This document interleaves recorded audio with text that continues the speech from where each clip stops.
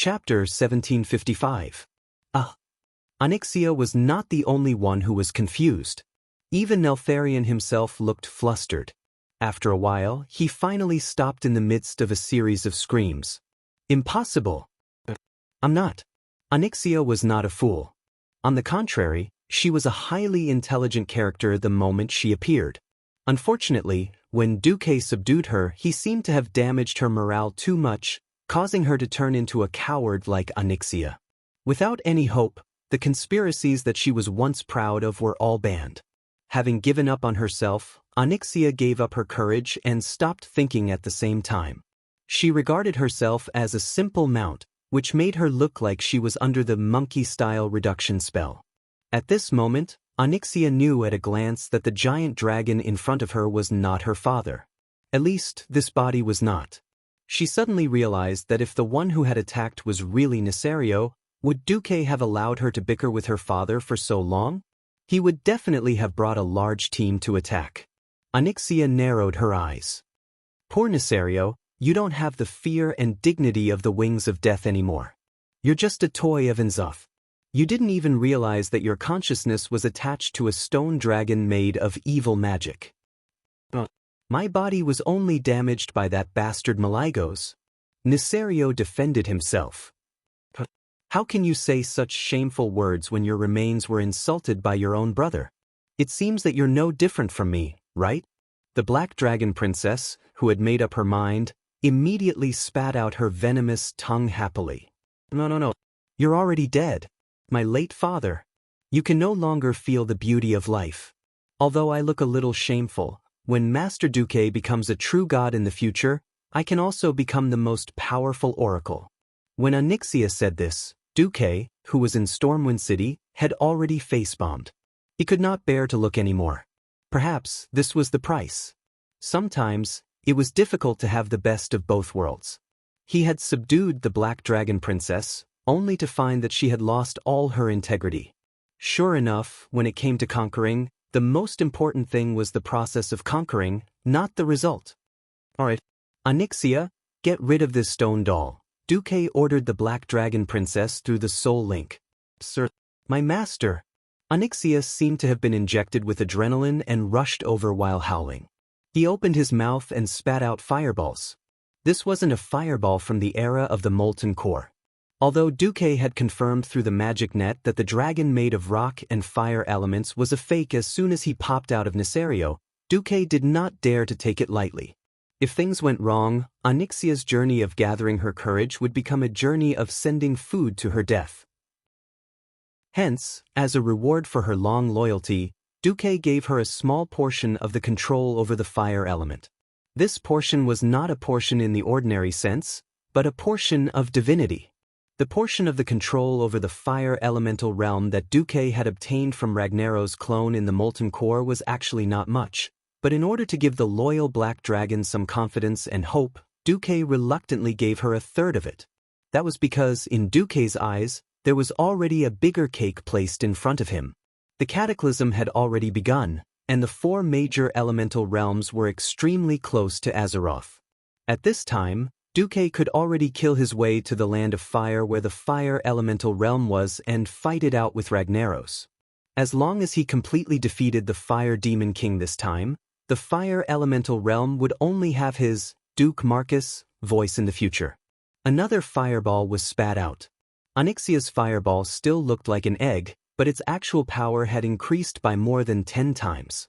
Compared to this giant version of Neltharion, her fireball was clearly just a small flame, but when it exploded on her body, it was really painful. Boom!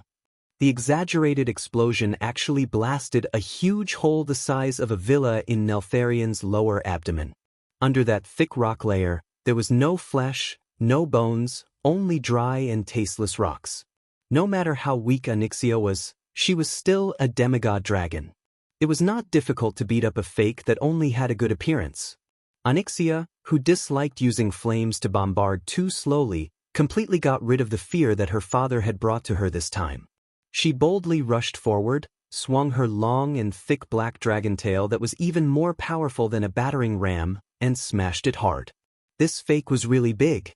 The stone dragon that was purely driven by elements and part of the soul fragment could be said to be terrible in terms of agility. After receiving a series of heavy blows, the fake Nesario finally could not hold on any longer, and his movements clearly slowed down for a moment. The Black Dragon Princess, who was even more petite, seized the opportunity to do a 3.5 somersault with a degree of difficulty of 4.0 and hit the former's chest with a spiral flick of her tail. The terrifying blow caused the stone chest to cave in deeply. Terrifying cracks spread in all directions layer by layer, and the dragon-shaped shell burst into pieces. The remnant soul of Nesario, which was attached to the stone dragon body, let out a shrill soul wail. He tried hard to control the unfamiliar body in an attempt to launch a counterattack. Unfortunately, Xianxia, who was full of confidence, was even more at ease in the battle. In Duque's opinion, her attack was as ridiculous as using a plastic serrated knife to cut a 1,000-year-old tree. In fact, her destruction was quite efficient. The stone dragon body parts, large and small, were crushed under her attack. Like a bulldozer, she quickly shoveled away a huge sand sculpture called Nesario, piece by piece. Soon, when the chest of the fake was blown up, a scarlet crystal was revealed. Duque, who was observing from Stormwind City, could not help but exclaim, F***CK. I've never seen such a big heart of the mountains. This mysterious gem, which theoretically could only be born in huge mountains, had quite amazing earth elemental magic. Unexpectedly, Enzoth was so awesome that he found such a big one and used it as the core of Nesario's substitute. Although Duque wanted to tell Xianxia not to touch this thing, it was too late. The Black Dragon, who was immersed in the fact that she had defeated her father, smashed the small house-sized heart of the mountains with her tail. Boom! With a loud sound, the huge stone dragon body collapsed and shattered, and every dragon-shaped part on its body began to fall apart on its own. It was as if there was a meteor shower in the sky, and huge rocks fell into the sea 10 kilometers away from Stormport. Chapter 1756. Dunk, dunk, dunk. The sound of the boulder falling into the sea was like the drumbeat of victory. Xianxia's heart leaped with joy. I finally dared to make a move against father. Sure enough, even that fellow Nesario is afraid of Duque. The Black Dragon's words naturally had two meanings. First, she had finally surpassed herself and dared to use her dragon claws on someone she once thought to be absolutely terrifying and someone she would never dare to disobey. Second, even someone as terrifying as the Wings of Death still had to walk around Duque when they saw him. This was a simple and straightforward reason. If Nesario was really that powerful, why didn't he just kill his way to Duque's doorstep and start a war with him? From the beginning to the end, Duque had released his elemental fluctuations and clearly told all his enemies, I, Duke Marcus, am waiting for you in Stormwind City. Perhaps it could be said that Duque was arrogant, but it could also be said that Duque was sinister. After all, whoever dared to come to Stormwind City would be swarmed by the demigod powerhouses who had been waiting for a long time through the portal and devoured the intruder. However, Nesario was terrified. This was real. He didn't even dare to personally issue a challenge, so he sent an unpresentable stone substitute. If this wasn't cowardice, what was? Why, Nesario is terrified. Wings of cowardice. You don't even have the courage to face my master, so don't pretend to be the best in the world. Let me tell you, if my master can destroy you once, he can destroy you a second time. Xianxia laughed wildly as she looked at the sea where Nesario's substitute had fallen. Although the object of her ridicule was her father, the messy affairs of the Black Dragon clan and the terrible family relationship that was prone to killing each other were just like that. Duke Marcus, just you wait. Once I destroy Azeroth, I'll see what use a demigod like you will have. Nesario's roar came from the void. At this moment, Duque's virtual image also appeared and landed on the special seat above Xianxia's neck. Even though she knew that Duque's main body wasn't here, the Black Dragon Princess still cooperated and allowed Duque to ride her. She flapped her long dragon wings and hovered in the air. Oh! Since you're dead, Nesario, you should wait quietly for your soul to dissipate. Why did you come here to court death? But if you have any tricks up your sleeves, Just come at me. I'll take them on. Duque raised his head at a standard 45-degree angle, exposing his nostrils in the direction of Nisario's spiritual sense. That's right. He just scoffed at it. Nisario didn't even have the guts to show his face. Similarly, Duque didn't have to come in person. He just had to give a magical 3D image. Let's see if you can still be so confident after the world you're so proud of is completely destroyed. After a sneer, Nisario's divine sense disappeared into the void. Phew. Duque's projection exhaled, then looked down at Xianxia. Come back first. Yes, master. Her shiny black dragon tail was wagging like a cute puppy. It was obvious that she was in a good mood. In Stormwind City, Duque quietly watched the changes on planet Azeroth through the mage's eyes that the magic net had set up all over the world. The cataclysm had finally begun. Most of the changes were as Duque remembered. The biggest problem on the Alliance's side was still the collapse of the Boulder Dam, which directly changed the landscape of the wetlands and Loch Moden. Loch Moden was the source of food for the Bronzebeard dwarves. They couldn't expect the icy Dan Molar to produce enough food for hundreds of thousands of Bronzebeard dwarves. It was foreseeable that the dwarves would cooperate more closely with the Alliance. The Iron Furnace Fort could only buy food with the money from selling machinery and firearms if it became a purely industrial country. He didn't know whether to laugh or cry. Unfortunately, before the cataclysm happened, Duque couldn't say, I have a premonition that the Boulder Dam will collapse, so you guys do new work in the wetlands in advance. After all, what if the fortifications in the wetlands collapsed as well? In one of the visual images, a huge pit appeared in the middle of Stranglethorn Vale, which turned into a large whirlpool. The technical term for it was a pit fissure. However, when Duque asked Kurtiras to develop the new capital in Booty Bay, he had already taken the cataclysm into account. Not only did he avoid this pit located in the northeast of the Gurubashi Arena, but he also used 100,000 murlocs to build a giant breakwater in the shallow sea area west of Booty Bay. Once upon a time, the captains always complained that they needed to go around the huge breakwater to enter this port, which had been renamed from Booty Bay to Proudmoore City. Now, none of them said a word.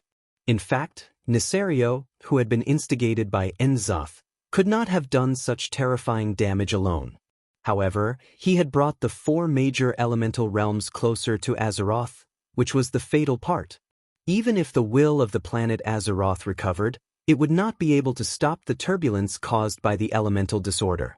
Moreover, in order to kill Thun back then, the planet had already suffered serious injuries.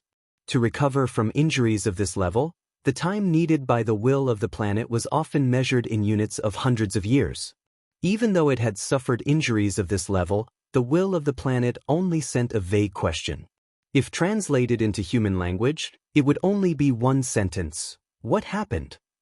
Enzoth activated the Wings of Death, Nisario, and brought the 4 major elemental realms closer to the main plane. However, I think we can solve it ourselves. This was how Duque replied to the will of the planet. I'll leave it to you. That was what Azeroth said. Duque knew that this was a form of trust and a promise. As long as he dealt with Nisario this time and did things properly, the reward in the future would definitely be beyond his expectations. On this side, because they had taken the most thorough precautions, the losses of the Alliance could be said to be very light. In terms of damage, it was not even as serious as the disaster that Arthas led by the cataclysm that swept across the Lordaeron continent 15 years ago. After all, the evacuation work had been done in advance, and not many people had died. At present, it was estimated that the entire Alliance had only lost a few hundred people. In addition, most of the Alliance used reinforced concrete to build houses, and the houses that collapsed were all old wooden houses, which happened to be able to sell a wave of cement. The Iron Stove Fort was not a disaster area. The Stormwind Industrial Zone in the Elven Forest had avoided the possibility of a catastrophe when it was first established. It could be said that the industrial foundation of the Alliance was almost undamaged. As long as they spent some time, the Alliance could take the opportunity to get rid of the old and welcome the new. They could replace the old houses and backward handicrafts, and turn the entire alliance into a blessing in disguise and usher in a new life. Phew! In the study, Duque let out a breath of turbid air. We finally made it through. Just as Duque sighed, he found that Xianxia had returned. Master, it seems that you haven't tamed a dragon for a long time, right? The black dragon's face was unusually flushed. Chapter 1757. Dragons that had been adjusted by the Titans could be said to be the perfect existence at the top of the food chain. Not only did they have high intelligence, but they could also control the elements and even transcend the mortal world. As a price, their fertility was greatly reduced. Frankly speaking, the ancestor dragon could really eat and give birth. Compared to their long lifespan, the dragon's estrus seemed very short. So when Duque saw Xianxia like this, his heart skipped a beat and he blurted out, "You're, in estrus?" The black dragon princess, who had long taken on the appearance of Countess Katrana, blushed even more, but she became hesitant. "No, it's just that today I finally broke through my inner demons and dared to fight my father. I feel very happy. I want to repay Master. Although I have no interest in taming dragons, if Master is happy, I will be happy too." Xianxia was always passive when it came to taming dragons because of her pride. Since she took the initiative to bring it up, Duque, who had nothing to do and was waiting to see the tribe suffer, readily followed her good advice. Seeing her lift the red lace skirt with black edges and reveal the battle suit inside, Duque was dumbfounded. "You're wearing this to fight against your father? I feel that the thing you gave me will give me courage." "All right, if *ck, as long as you like it." Now that he was familiar with the route, Duque directly activated Dragon Cave Exploration Mode. This was a rare and hardy dragon taming ceremony. At this moment, the space around Duque suddenly distorted. At first, Duque did not care. He had set up a restriction a long time ago. Unless it was a specific target, if anyone dared to open a portal within 100 meters of him, the system elf would definitely pop up a warning and automatically activate magic to seal off the surrounding space. Since the alarm was not triggered at this time, the person coming must be on the safe whitelist. There were not many people on Duque's whitelist who could tear through space and kill their way here. Duque was having a good time and subconsciously thought that it was Jaina. When Duque saw that Red Dragon Queen Alexstrasza will arrive in 30 seconds, Duque was shocked. At this moment, even Xianxia noticed the spatial fluctuations in the room. "Damn, it's Alexstrasza!" Duque exclaimed. Normally, the Red Dragon Queen would never teleport so close to Duque. She must have something urgent. Alright, it just had to be stuck at the crucial point of Duque taming the dragon. Duque's life was at stake. Du-Muk was on the verge of breaking down. His own wife, Aurelia, didn't even care about him, but he ran into Alexstrasza.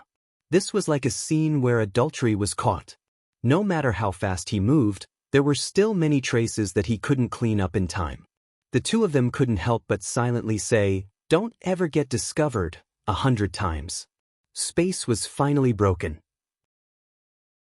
The Queen's knee-high red boots were the first to step out. Before the humanoid Red Dragon Queen arrived, she could already hear her complaints. "Duque, what the hell are you doing? First, you tacitly allowed me to come in, then suddenly locked it? I've been very busy all these years.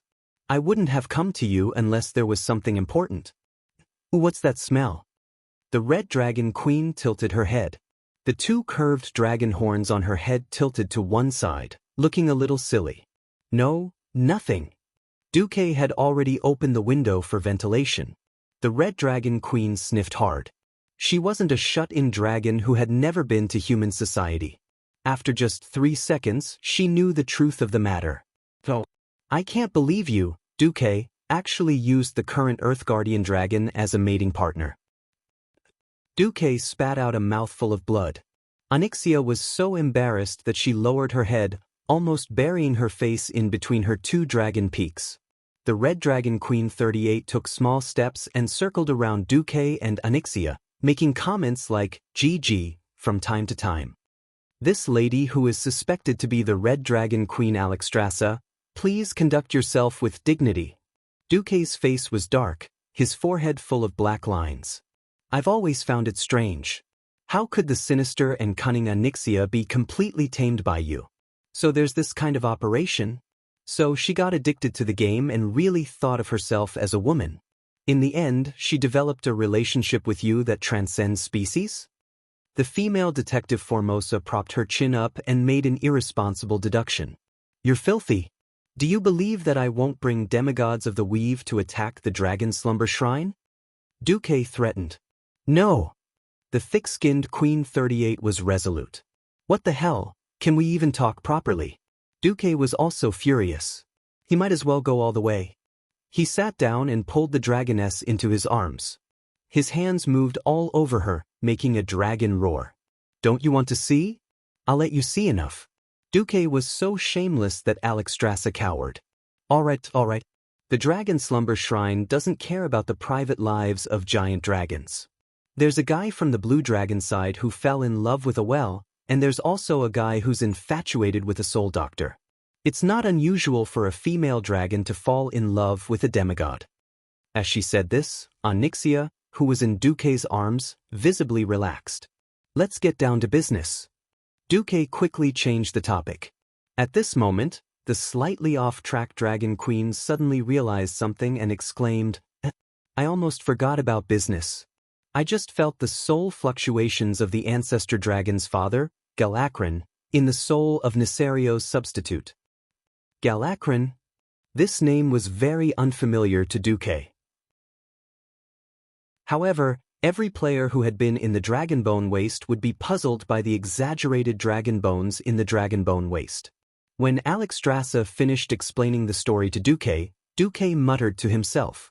Needless to say, Zatha's train of thought was really ingenious. He could even come up with such an awesome idea. Speaking of which, Galakrin had been dead for 25,000 years, but he could still extract vitality factors. This made Duque speechless. Now, Duque was really a little worried. If the reborn Nisario also had the ability to devour living dragons and strengthen himself, that would not be good. After all, he could choke that guy to death by throwing a big stone last time. This time, Nefario was already dead. Not to mention choking him, even if he used a stone to replace his heart, he would still be alive and kicking. Damn it, Duque. This was a little tricky. Duque, I don't know why, but I have an ominous feeling this time. Back then, the four of us could have worked together to deal with Nisario.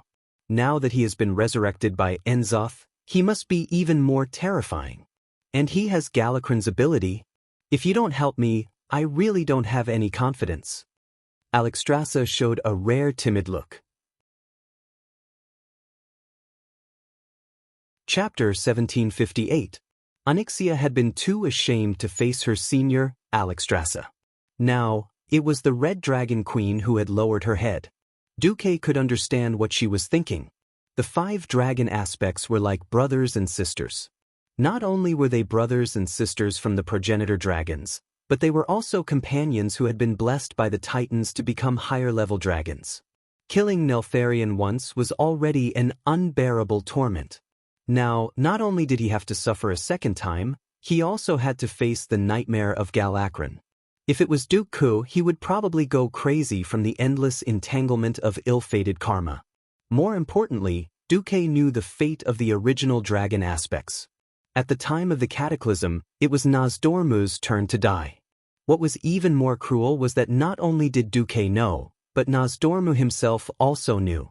It was as if he had an incurable disease, yet he still had to remain silent and walk step by step to the end, waiting for his destruction. It was definitely not a good feeling.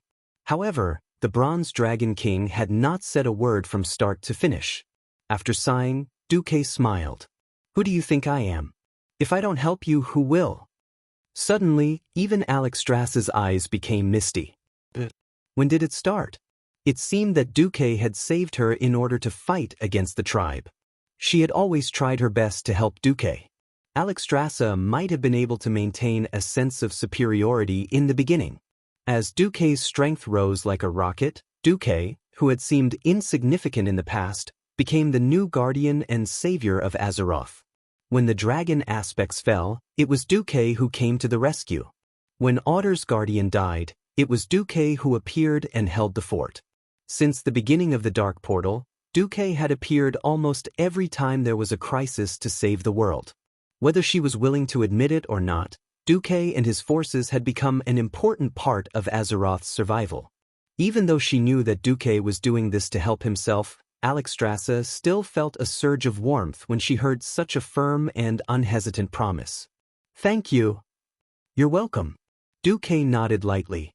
As if her brain had gone haywire, Alexstrasza suddenly asked, "You really don't need to thank me? Like having sex with you once, like Onyxia?" Dumuk spurted out. "Onyxia just wanted to find a hole to hide in." "Forget it." Duque felt a headache coming on. Things like taming dragon were only interesting when it came to specific targets. If it was a challenge of this nature, then forget it. To avoid any awkwardness in the future. After all, whether or not Alexstrasza understood human emotions was another question. The queen put her hands on her waist and looked left and right. Actually, I feel that my elf form is more in line with human aesthetics." "What, you don't like it?" "That's not the problem." Duque's balls continued to ache faintly. After talking for a long time, Duque finally understood that Alexstrasza was lacking a brain. If he really **ked her, he reckoned that Duque would not feel any sense of accomplishment. "Speaking of which, when do you think we should make a move on Nisario?" Duque pondered for a moment. Now N'Zoth and Nisario are thinking of a way to completely connect the world of Azeroth with the 4 elemental realms. This will certainly cause unrest in the main Azeroth plane, but it's also an opportunity to strengthen the planet. In my opinion, it's more appropriate to wait for the overlapping spatial structure to stabilize before launching a fierce attack. "I see. How long do we have to wait?" According to the current progress of the spatial fusion, about 3 months should be enough. At the latest, no more than half a year. 3 months was a very delicate period of time. As a long-term plan, it was undoubtedly too short.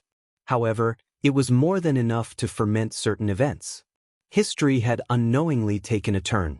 In the original history, at this point in time, William had long been driven crazy by the near collapse of the economy. William was an excellent warrior, but he was not a king who understood economics. Therefore, William was very irritable at this time, and the ghost wolf's personality began to gain the upper hand.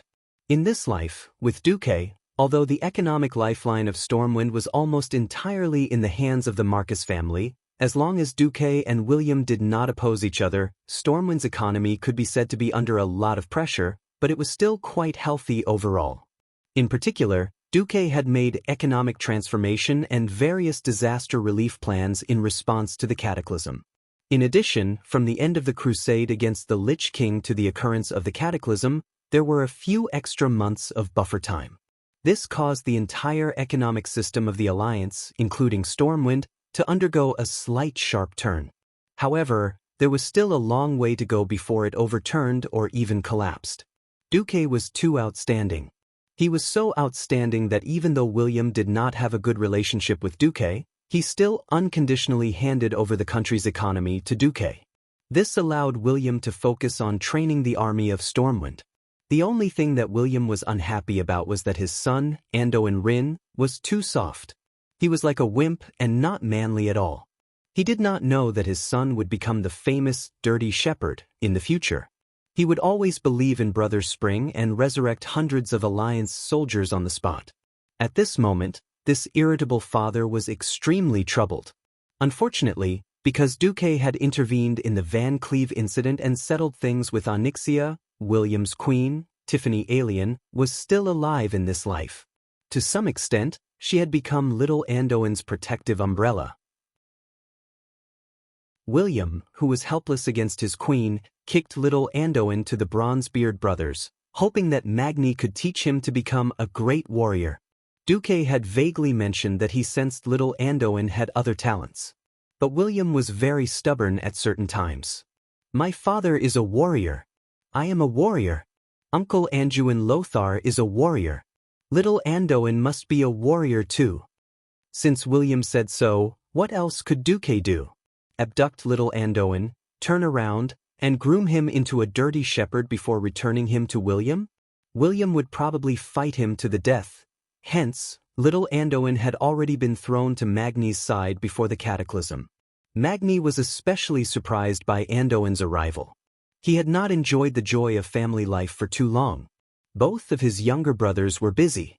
One was guarding the northern borderline and dealing with the aftermath, and the other was obsessed with archaeology after dealing with the Lich King.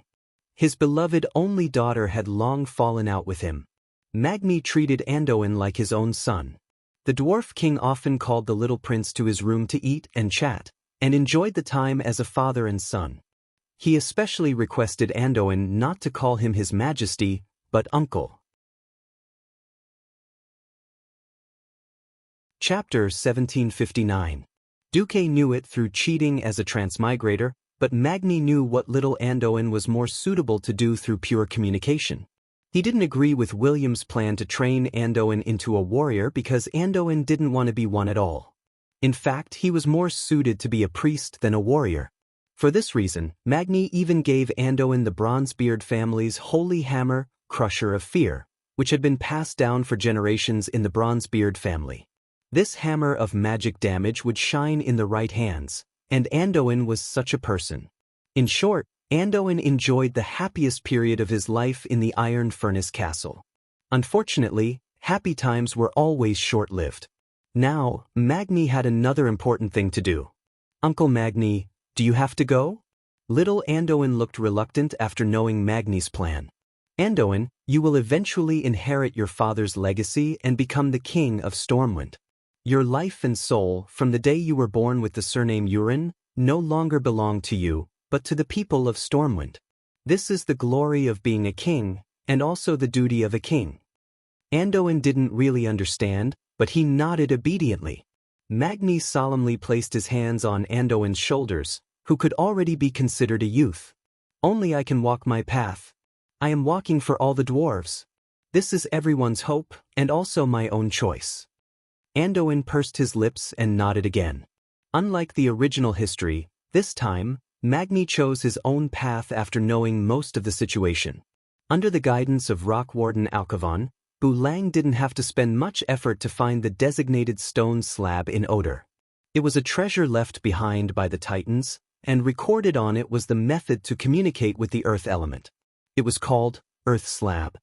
Magni knew the value of this gift from Alcavan, and took it very seriously. After some research, he looked for Duque, and expressed his wish to follow Alcavan's guidance to conduct an ancient ritual according to the records on the stone slab, and attempt to communicate with the earth in order to break through to the realm of demigods. I am most worried about the fate of the dwarves, and also worried that if I leave for too long, it will cause political unrest. Also, I'm afraid that the ritual will cause an earthquake and destroy the Iron Furnace Fort, so I want to open the old Iron Furnace Fort. In the end, Duque could not help but reveal a spoiler. No, I tried to further interpret the Titan language on the slate. Although it wasn't 100%, according to my estimations, the power of this ritual would be quite mild. The only problem is that, as an Earth type, you've probably been a demigod for much longer than Servanas and I. How long was it? Muradin, who had rushed back, asked. According to my estimation, it will probably take several years. It shouldn't be more than 10 years. What Duque said was an estimate, but those who were familiar with Duque all believed that Duque had seen too many things in the long river of history.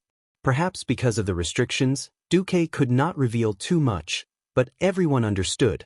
Magni made his final decision. Iron Furnace Castle cannot be without a king for a day. So be it, Muradin. You will inherit my throne, and then I will perform the ceremony.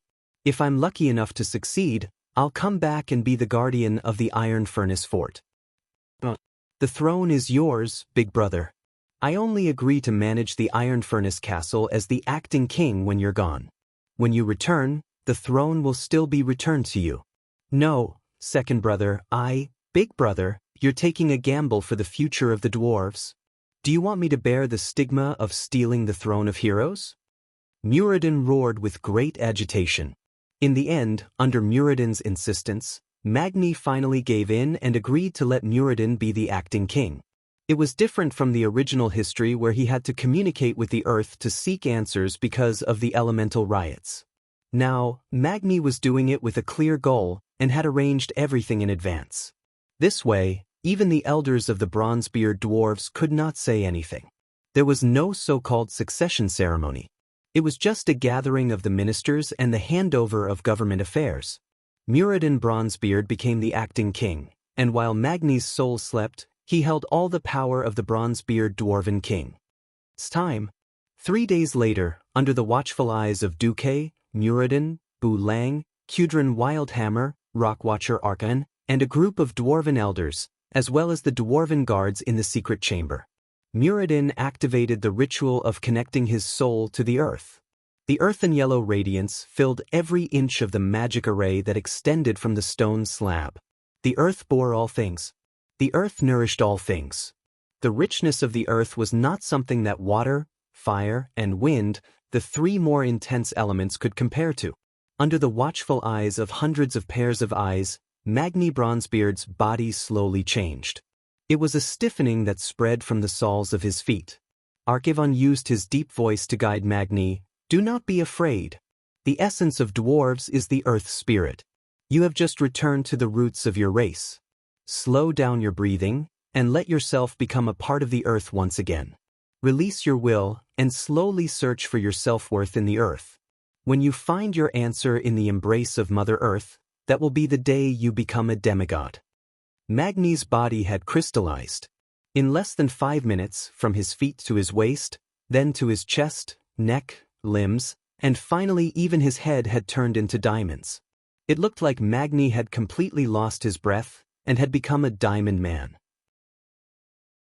If they didn't know better, they would probably think that Magni was already dead.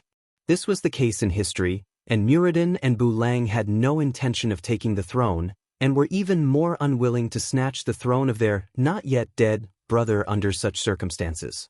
This caused the Bronzebeard dwarves to fall into great chaos. With Duque as a witness and Archivon's guidance, everything became logical. Muradin bowed deeply to Duque. I'll leave the magical protection to you. Duque bowed deeply in return. Leave it to me. After Duque spent an hour to complete a demigod-level magical protection circle, he connected it to the magic net and monitored it at all times. A team of 100 dwarven secret room guards were stationed around the magic circle. In the next few years, they would take turns to guard their king's surroundings, until Magni returned after stepping into the divine realm, or to witness Magni's true, eternal death. While the dwarves were transitioning their power, a terrible political storm was brewing on the tribe's side. Thrall had lost control of the tribe. Answer me. Great Chief, what exactly caused the tribe to weaken and degenerate? Tens of thousands of orcs gathered in Orgrimmar's Valley of Wisdom, Valley of Power, and Valley of Spirit, letting out earth-shattering questions. Chapter 1760. Agrima, who was surrounded by mountains, paced back and forth in the sky above the ruined main city. Through the wooden walls of the Great Chieftain's hall, it went straight into the ears of everyone inside. Great Chieftain, I'll go and disperse those ignorant brats. Varrock was indignant. Not only him, but the other guards of the Great Chieftain were the same. Thrall waved his hand and smiled bitterly. What if they don't want to leave? Then beat them up. What if those young people impulsively use weapons? Varrock hesitated. Was he really willing to suppress his own people with blood? On the contrary, young Salyafar was even more irritable. Although he was already a Death Knight, he was still deeply trusted by the Great Chieftain. After the return of the Sun King, Anastrian stepped down as the leader of the Forsaken, and now Dranos Salyafar became the leader of the Forsaken as a Death Knight. Dranos waved his arms vigorously. Those scum, if I wasn't already dead, I'd go to the gate and put up a flag. If they have the ability, come to Makra. They refuse to obey the leadership of the strongest and dare not challenge. What kind of traditional beastmen are they? Thrall didn't say anything. He looked at young Salyafar with infinite regret. If possible, he would have preferred Dranos to be his successor. Unfortunately, this kid died in the hands of Arthas, even if he regained his freedom after becoming a Death Knight. But a tribe dominated by beastmen couldn't have a Forsaken as the great chieftain. At least not in the current atmosphere. Wajin spoke, "Great chieftain, I smell a conspiracy. In fact, I would suggest that we immediately send more people and encourage those who are dissatisfied to directly launch Makra. Let the challengers first challenge the various chieftains, and then challenge the great chieftain as a chieftain. If you can win a few rounds, the atmosphere of the tribe will be much better." The bitter smile on Thrall's face became even more bitter. "What's the point of just stabilizing my rule? If the tragic state of the tribe can't be improved, then it's meaningless for anyone to be the great chieftain." Standing in the great hall of the chieftain and looking out through the window, most of Orgrimmar was moaning in the ashes. Even though Thrall had used his power to suppress all the violent fire elementals, more and more scattered fire elementals still managed to invade Orgrimmar during the elemental disaster, bringing even more destruction to Orgrimmar. By the time Varrock and the other Horde bandits had killed all the Twilight believers, half of Orgrimmar had been destroyed. What made the tribe leaders even more depressed was that the entire territory of the tribe had been hit by the elemental disaster, and even more serious, the cataclysm. The Nushui River, which separated Duroder and the Barren Land, swelled due to tectonic movements and flooded a large area in the central and western part of Duroder. It became the Nushui River Basin, which was divided by crisscrossed pools. A terrifying trail of lava cut through the barren lands from the northwest to the southeast.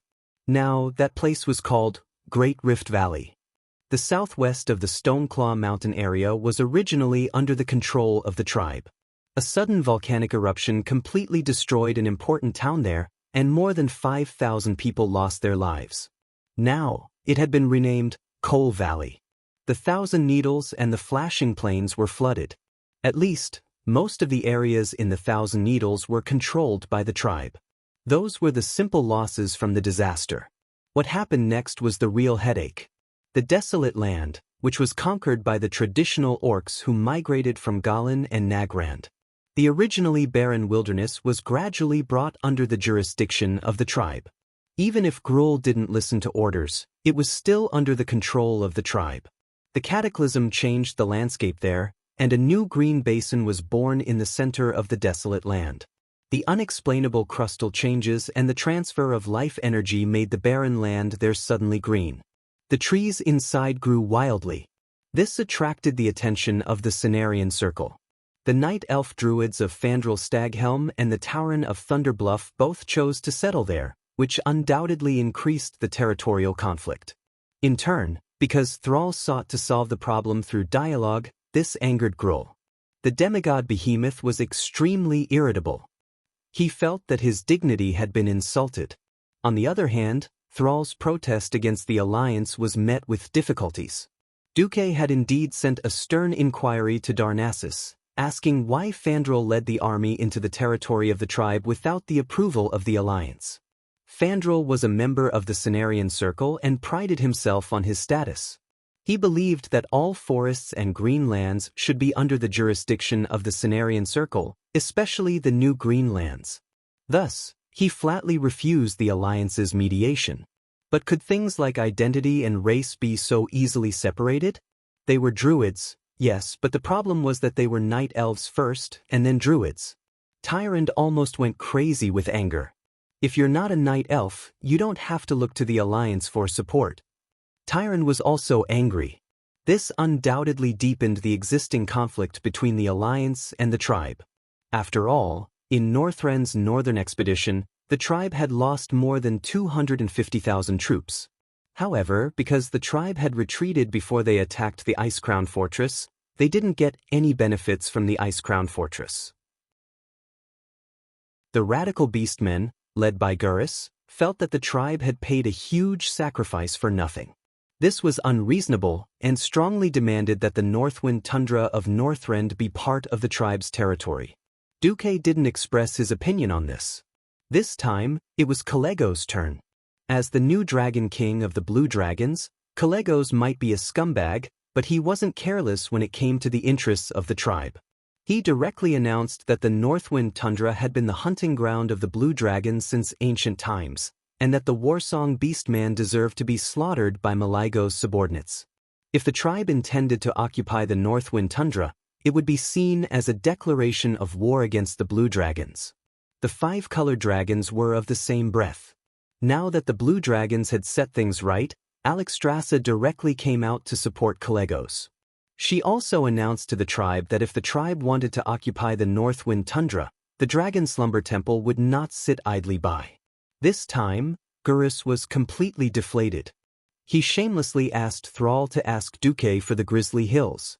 In the end, before they could even negotiate with the Alliance, Thrall rejected him. The attack on the Grizzly Hills was basically handled by the main force of Stormwind, led by Varian.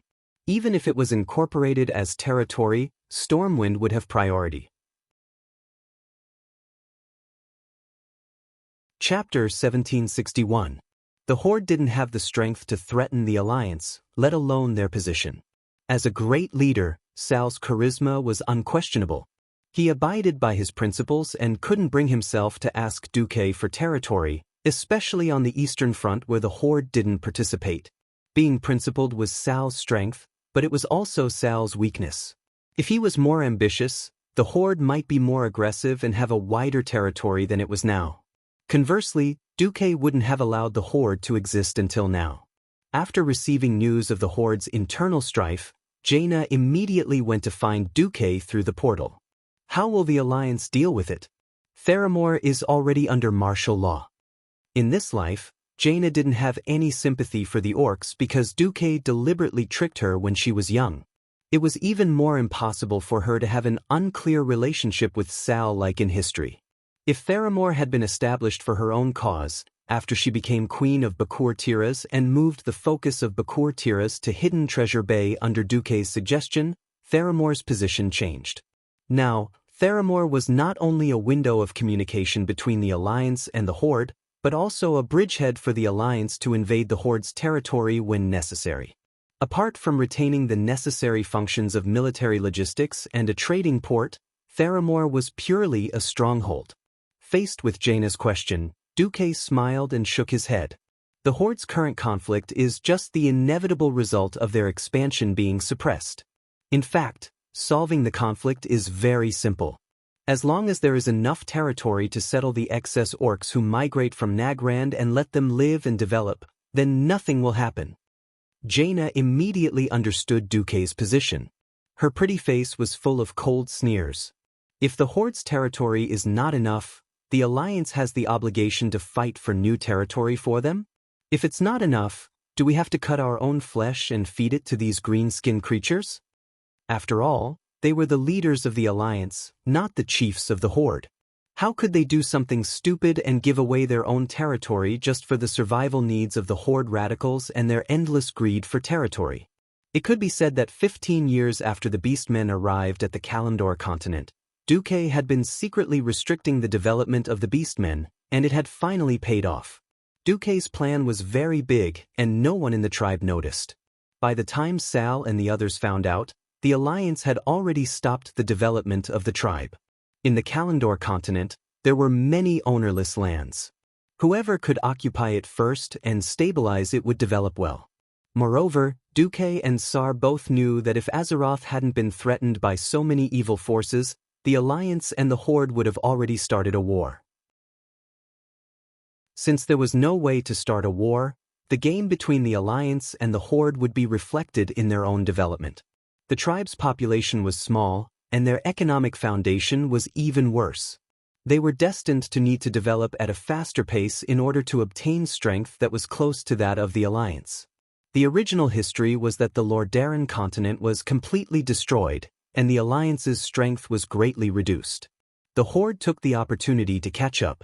Duque's appearance not only saved the Lordaeron continent, but even revived the 3 destroyed kingdoms of Lordaeron, Alterac, and Stromgarde.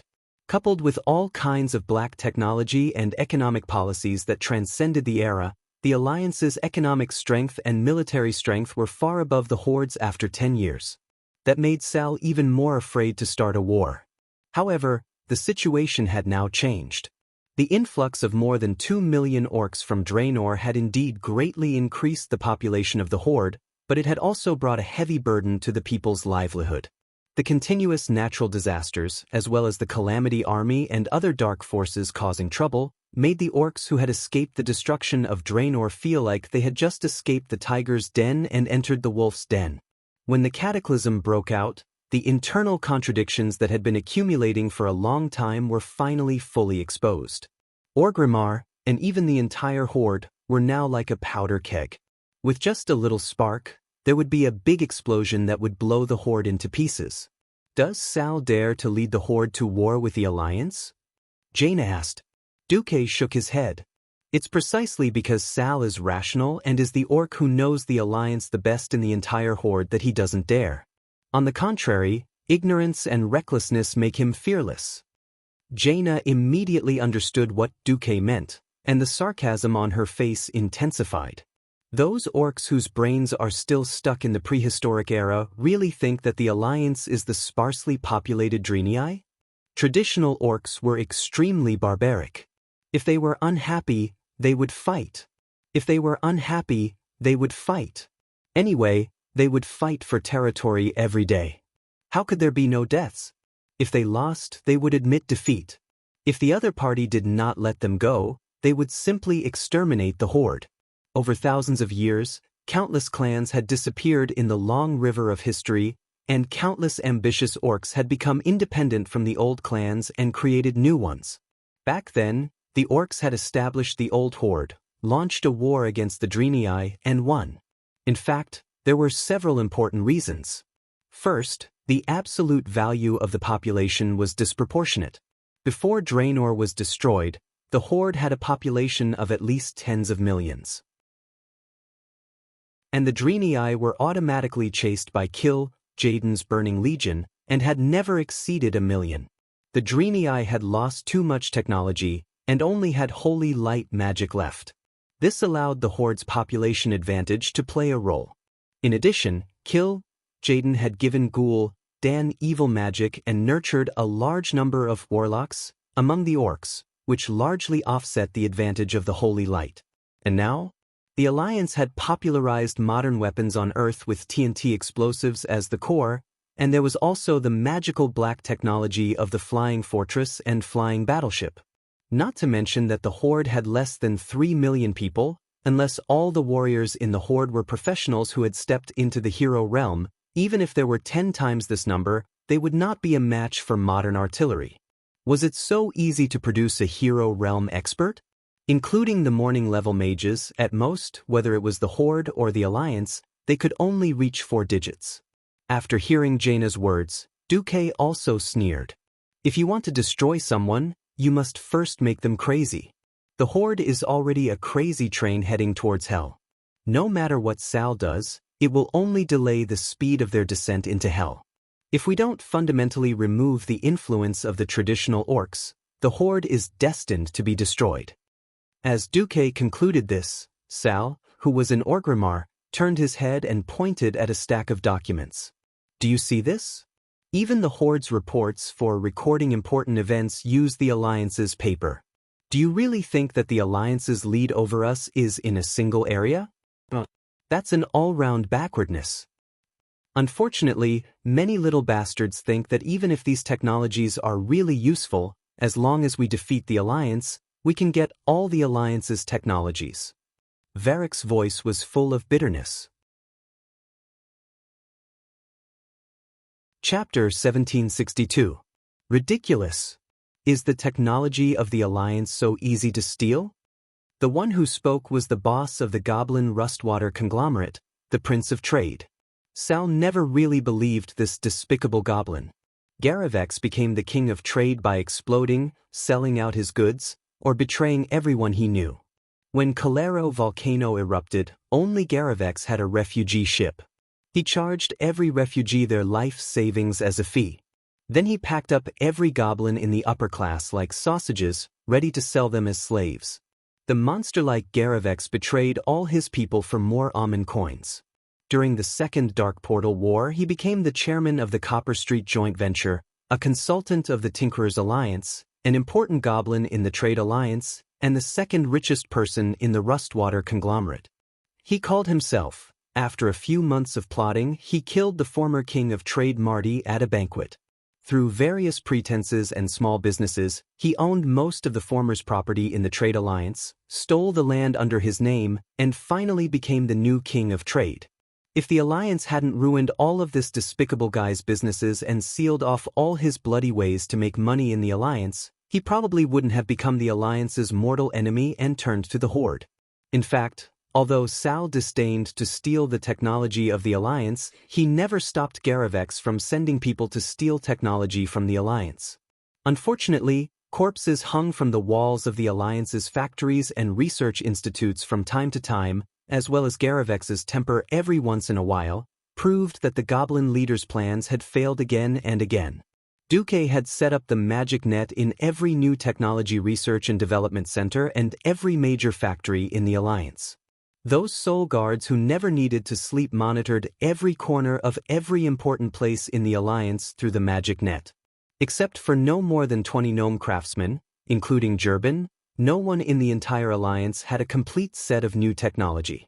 The most frightening thing was that the greatest inventor and leader of the alliance's new technology happened to be Duke Marcus himself.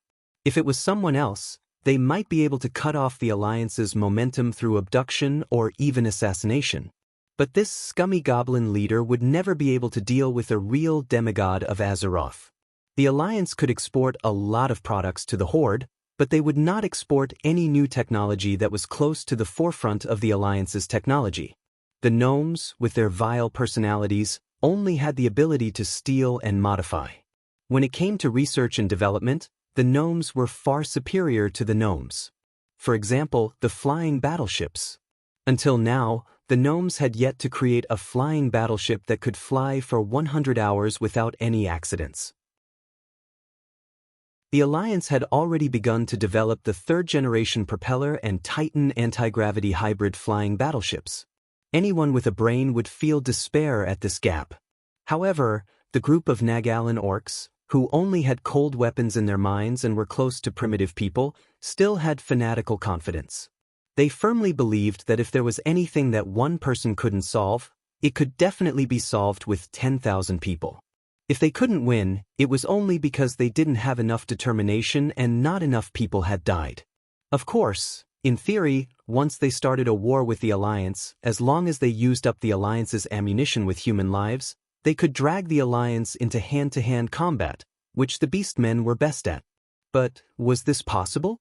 Coincidentally, at this critical juncture, the traditional orcs, who were the mainstream of the tribe, issued the strongest voice of resistance so far. If they didn't do anything, this sound would soon become the only melody in the tribe. Sal felt a sense of sorrow that suffocated him. At this moment, a messenger came, followed by a group of soldiers, each soldier holding a thick stack of report envelopes in his hand. Each envelope was marked with a blood-colored feather that represented urgency. Sal's heart sank. The changes in geological conditions that had occurred in various places due to the catastrophe were the results of the Wyvern Scouts' inspections. And these reports were the tribe's losses. Even if he didn't want to think about it, he knew that this was only the first wave. Put it down, Sal ordered a little dispiritedly. Sal, Wajin, and even Varrock sat down together and read each report as quickly as possible. They marked the losses on the sand table map of the Chieftain's Hall. After half a day, the result was shocking. Since the day of the catastrophe, more than 100,000 tribespeople had died. Some died in the disaster, and more than 70% died under the raging elementals. There were reports of patrols and garrisons being attacked everywhere, but with the weapons in the hands of the orcs, it was difficult to cause any effective damage to the fire elemental creatures. The shaman was simply in short supply. Sal finally made a decision to convene a small meeting of the leaders. The participants included the troll leader Wajin, the Tauren chief Kane, the forgotten leader Dranush, the prince of trade Garavix, Sal's advisor, the old orc warrior Eitrig, and Gurus Hellscream. I think everyone knows what has happened to the tribe recently. Sal opened the meeting first. Gurus crossed his arms over his chest, his face full of displeasure. I know. The territory we conquered in the north was shamelessly stolen. The Alliance refused to share the spoils of war with the tribe. And the damn black lizard, Nisario, because of his personal hatred with the Dragon Guardian and the Alliance, launched a revenge on the entire planet, implicating the tribe. Wajin couldn't help but say, "Young man, don't talk nonsense. The evil ancient gods have never stopped conspiring to destroy the world. Whether there is an alliance or not in this world, it will still." Sal interrupted the troll chief. "Forget it, Wajin, we have more important things to deal with." Dworkin gave Garush a death stare and finally fell silent. Gurus snorted coldly and didn't even look at Wajin. Their behavior gave Sal a big headache. However, Sal forcefully pulled the topic back. "The serious problem we are facing now cannot be solved by swords and axes alone. The earthquake shook every piece of land, and the elemental creatures wreaked havoc in the countryside. I heard our planet Azeroth screaming in pain. If we don't solve this worldwide disaster, not to mention the Alliance tribe, all the creatures on this planet will be finished." This topic was so heavy that even someone as arrogant as Garrush fell silent. Sal continued, "My spies have just received news that Magni Bronzebeard, the Bronzebeard king of the Iron Furnace Fort, decisively turned himself into a diamond man through the Earth slate in order to pursue the power of a demigod. I think it is time for the tribe to make sacrifices and concessions." Chapter 1763. Sacrifice and Concessions? Almost as soon as they heard these two words, Kane and Wajin jumped up. "Great Chieftain, wait." "Great Chieftain, you can't be." Sal waved his hand. "Don't get excited, sit down." His fierce order forced the two chieftains to sit down obediently. In the conference room, everyone pricked up their ears. "Yes, I am indeed going to follow Magni Bronzebeard's example and pursue the power of a demigod. In fact, my strength has long reached a bottleneck. As long as I take advantage of the time when the will of Azeroth asks for help to fight, I still have a good chance of success. Think about it, a real demigod, what that means to the tribe." Kane and Wajin were all silent. The tribe was suppressed by the Alliance, of course, because of the economy, technology, and military fields. The key was the lack of high-end combat power. Gruul, the king of Gallen, could not be a match for the demigods of the Alliance. After all, Gruul was only a demigod, not a real demigod. If the Alliance and the tribe fought, Gruul would never be able to hold on, and he would run away or change sides in minutes. If the tribe could have a real demigod, at least in terms of high-end combat power, it would be possible to compete with the Alliance. Even if they could not be on an equal footing with the Alliance, they would at least have the power to resist. Everyone knew that Sal was very strong. Perhaps he was not the strongest warrior, nor was he the strongest mage, but in terms of overall combat power, he was one of the best in the tribe. He had not been able to be promoted to a demigod, and he was also dragged down by the tribe's chores. Sal had no distractions and focused on becoming a demigod. With the will of Azeroth asking for help everywhere, there was a good chance for Sal to pass. Timing was something that could not be missed in minutes. Sal was a dual shaman of enhancement and elemental attributes. If he became a demigod, it would also be very helpful in suppressing the elemental disaster of Azeroth. In addition, the wise Wajin also thought that if for this reason, Sal stepped down from the position of the chieftain of the tribe, it would also be politically a step back. Not only could it avoid the difficulties and accusations of the traditional orcs against Sal, but it could also let the mainstream traditional young orcs try. If it didn't work out, Sal, who had become a demigod, could still come back to preside over the situation. Just like Duke Marcus, the leader of the Alliance, Duque had disappeared more than once, but as long as there was an effective ruling team, the Alliance would not fall into chaos. When he returned as a demigod and regained control of the Alliance with the aura of a king, the Alliance soared again and again. So Sal becoming a demigod was definitely beneficial to the tribe. Now came the problem. If Sal wanted to advance, it would definitely take a long time. Leaving a power vacuum was the stupidest thing to do. Then, who would be suitable to be the next great chieftain?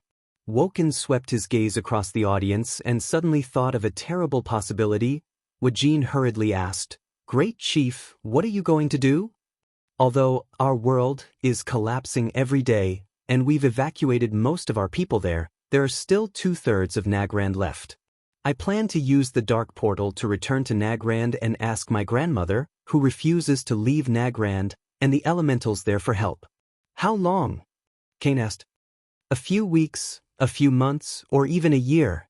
I don't know how long an elemental demigod would need. After all, this is a completely unknown field. After all, as far as I know, several demigods in the Alliance are promoted at different times. The air was once again filled with silence. The tribe cannot be without a leader for a day. Sal emphasized, since everyone has no objection to me going to the demigod position, then let's discuss it. Who is the most suitable to be the next great chief of the tribe?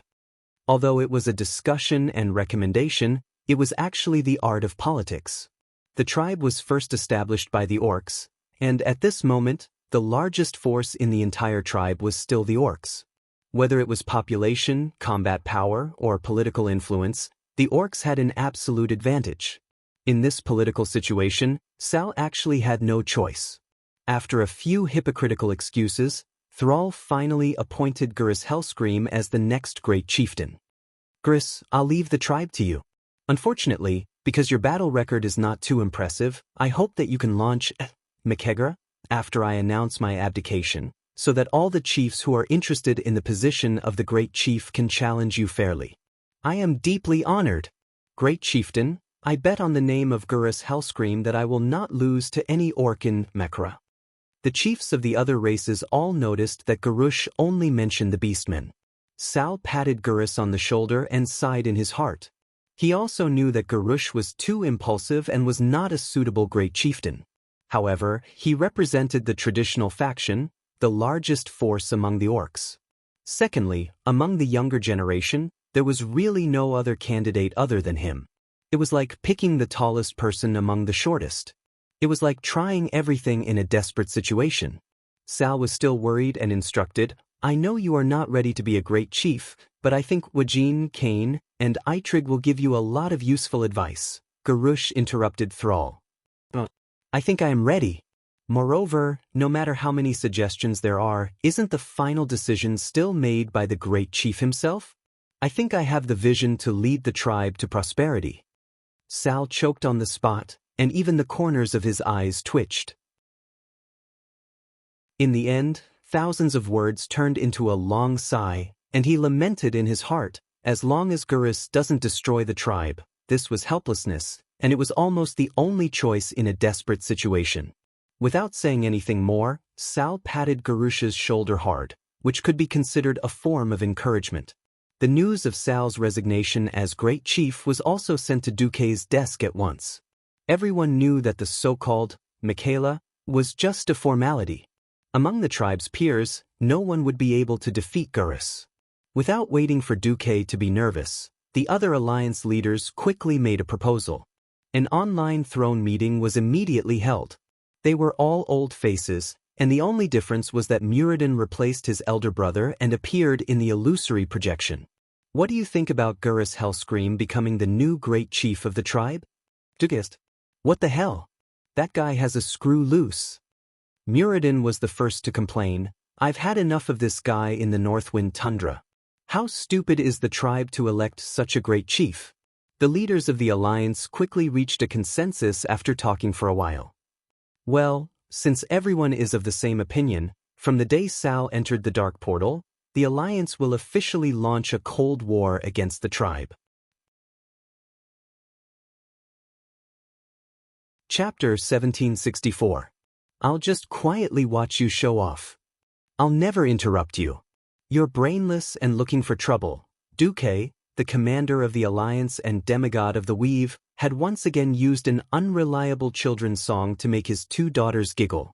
Aurelia could not stand it anymore and came forward to stop him. Who knew that Duque would actually grab her by the waist and carry her to the next room to practice swordsmanship? What time is this? I still have to look after my daughters. Aurelia exclaimed. Don't worry, don't we still have Sasha? Anyway, any one of you can support 2 babies. Duque said shamelessly. Although this was not reliable, it was the truth. Plus, she had been pregnant for quite a long time. No matter how strong Aurelia's maternal instincts were, she was still a woman. The accumulated pressure was released by Duque in a few attacks. Soon, the Windrunner sisters found that Duque was in a particularly good mood. It was rare that he would not let go of them. Obviously, the tribe has changed to a chief who is against the alliance. Why do I feel that you're in a good mood? Sasha asked. Gurus Hellscream, I prefer to call him Brainless Howl. Sal thought that as long as he was not too wasteful, it would be fine. Even Sal himself probably couldn't imagine how brainless he could be. That is an existence that can constantly refresh a human's understanding of the bottom line of IQ and EQ. Duque held the Windrunner sisters, but let out a smug sneer. It was the smile of a hunter watching his prey foolishly fall into a trap. Sal's judgment of the general trend was indeed not wrong. Azeroth was still in a constant state of trouble and suffering one disaster after another. Anyway, as long as powerful foreign enemies continued to exist, the Alliance would not launch a full-scale war against the tribe. Even if Gurus only had 5 points of intelligence, as long as he was willing to listen to the advice of Wajin and the others, he would fight for benefits and living space for the tribe through friction and confrontation. His reckless and arrogant personality was the best cover. Sal firmly believed that the think tank he left behind could hold the tribe's situation, or at least not collapse. Obviously, Sal had underestimated Garusha's recklessness and the Alliance's reaction. In the Makra, that was supposed to be a routine event, Garush killed a chieftain from a medium-sized clan, White Eagle, with a single swing of his axe. In the death duel of Makra, it was normal for someone to die. The problem was that the White Eagle chief had laid down his weapon and begged for mercy. According to tradition, surrendering was a great humiliation, but the victor should not humiliate the loser and should spare the other's life. Garush, however, despised the other party for being a coward and still killed him without a care in the world. Then, Gurus made a bold statement. If any chieftain other than the beastmen dares to come down, I will kill every single one of them. This undoubtedly cast a dark shadow over Makra. Everyone knew that the leader of the tribe had to be an orc. When Sar established the new tribe, he promised that the chiefs of other races would have the same status as the orc chief. Wasn't Garush slapping him in the face by saying that? Kane, Wajin, and Delano all had ugly expressions on their faces. Makra ended without any suspense. Among the younger generation, only Delano had a chance to defeat Garush. Of course, the young Salyafar wouldn't tear down his father and Sar's stage. As a result, Brainless Roar easily won with a crushing momentum. He succeeded as the Great Chieftain. After officially becoming the Great Chieftain, Wajin's first suggestion was to issue a notice to the Alliance. After all, the Horde and the Alliance were in an alliance, and the Horde also needed the Alliance's food to relieve the refugees. Sending a notice and hoping that the Alliance would send a king to participate in the Great Chieftain's succession ceremony was etiquette and a show of respect for the Alliance. Who knew that Garush would refuse? I am the Great Chieftain of the Horde. I only need to get the approval of the Beastmen. It has nothing to do with the other races, nor does it have anything to do with the despicable alliance that once enslaved our compatriots. I didn't immediately start a war to seek justice from that shameless alliance that stole Nascent's land, that's already for the sake of the Covenant. His speech, of course, won the cheers of the young beastmen, but it made the faces of the chieftains of the major races quite ugly. Because he had just scolded the Trolls, Taurens, and Forsaken. The few big shots could only stiffen their faces and smile politely, pretending that they had heard wrong. Wajin's heart sank. He vaguely guessed Sar's thoughts. Judging from the results, Sar might have gone overboard. As the contact person who often contacted the Alliance's throne conference, Wajin could only trouble himself to let the troll mage open a portal and go to Stormwind City. The first place Wajin went to was not the Alliance headquarters in Stormwind City, but Duke Marcus Mansion. I came this time to inform the Alliance that our former Great Chieftain, Sar, decided to go back to Nagrand to seek help from the elements in order to figure out the truth of the elemental rebellion. And the new Great Chieftain, Garush Hellscream, has officially taken office today. He is the son of Sir Marcus' only Beastman General, Grom Hellscream. Wajin had already said it very tactfully. He couldn't say that Sar, in order to avoid the Alliance's monopoly of demigods, ran away to practice, and when he came back, the Alliance would not bully them. Instead, he mentioned Howl's name indifferently and directly pointed out his relationship with Howl. This was the hope that the Alliance would look at the Buddha's face. Who knew? Oh, sorry for troubling Sir Wajin. The Alliance knows. Sir Wajin, you can also go back. Wajin was directly slammed at the door. If it was someone else who treated Wajin like this, Wajin might be able to use his identity to suppress the other party. Unfortunately, it was Vashj who gave him a sanitary eye. The dignified Queen of the Fangs, now the demigod of Lake Azeroth Lordamir Lake, Vashj, dressed in a black and white lace-made dress, guarded the door for Duque. Although it was said that Wajin gave a cold shoulder to a maid, the maid was too awesome. Anyway, Duque was the only one in the world who could let a demigod guard the door. Wajin was still a little unwilling to give up. Excuse me, is Sir Marcus busy now? If you're not busy. Before Wajin finished speaking, he heard Du Muk's unique voice coming from a room not too far upstairs. I'll just quietly watch you. This was an off-key singing. Giggle. This was the laughter of a little girl. Wajin's awkward smile was lost. Vashj crossed her hands, gently pressed them on her lower abdomen, and put on a very formal smile. My master is indeed busy. There are not many important things in the world that are qualified to disturb the master. Even when Neltharion ran out earlier, he only dared to use a substitute to shout a few times. You still have to get out. The subtext was, Wajin should also get out. Wajin could only casually say a few compliments and leave. Chapter 1765. Wokin's scalp went numb. As the highest leader of the Alliance, Duque's attitude meant that the upper echelons of the Alliance had reached a consensus. Wajin naturally knew that Gurus had a very bad relationship with several leaders of the Alliance during the northern expedition to Noscent. For example, the few dwarf leaders guarding the Fearless Fortress. From the looks of it, the Alliance's unity against external enemies was quite serious. No, he should have seen through the tribe's clumsy excuse. It was clearly the Alliance who had already informed them that it was the Death Dragon, Nisario, who had come out to cause trouble, yet Thrall still used the excuse of confirming the elemental insurrection to abdicate. But when Wajin came, he really couldn't do anything. Because from the beginning to the end, Gurus did not authorize Wajin to invite the leader of the Alliance to attend the succession ceremony of the tribal chief. They didn't even invite the leader of the Alliance and wanted the elders of the Alliance to give them the cold shoulder. Don't even think about it. Walking out of Duke Marcus' mansion, Wokin knew that his efforts this time were mostly in vain. It was like sitting in a carriage and seeing that the carriage was about to crash. There was no way to save it. The only choice left was to jump out of the carriage and defend to reduce the damage. Sigh. After a long sigh, Wajin called out to his troll guards, Let's go to the Storm Fortress to take a look.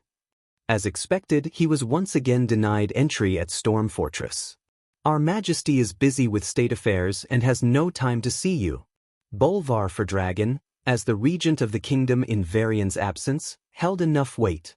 Unfortunately, there was no sincerity either. Wajin used the teleportation portal of the Alliance and circled around several major cities of the Alliance. Of course, he didn't go to the elves. The High Elves were also known as the Blood Elves. They had fought against the great demons for thousands of years, and the hatred between them was so deep that it could not be dissolved. Even though the Dark Spear Trolls of Woking did not have a direct conflict with the High Elves, racial hatred was just so unreasonable. Who the hell called you a troll? Wajin would not go to Silvermoon City to look for trouble. The only leader he saw was Jaina, who happened to be in Theramore. Jaina's attire was rather formal. She wore an aqua-blue mage robe with the glittering Kurtira's crown. Two water elemental elites, who were obviously highly intelligent, stood on both sides of her throne. A female high elven mage was waiting at the side with a faint smile on her lips. When Wajin made the announcement and expressed that the Horde was still on friendly terms with the Alliance, Jaina replied, The Alliance is never stingy with our friends. When they were hungry, As long as the alliance had something to eat, they wouldn't starve their friends. When there was trouble, even if it was a disaster that could destroy a planet, the alliance would send out their entire army to rescue them.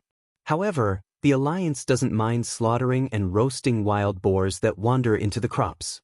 This was already a slap in the face. Woking felt his face burning. Let's not talk about the grudges between the alliance and the Horde during the first and second Dark Portal. After the Horde went west to the Kalimdor continent, the alliance was very kind.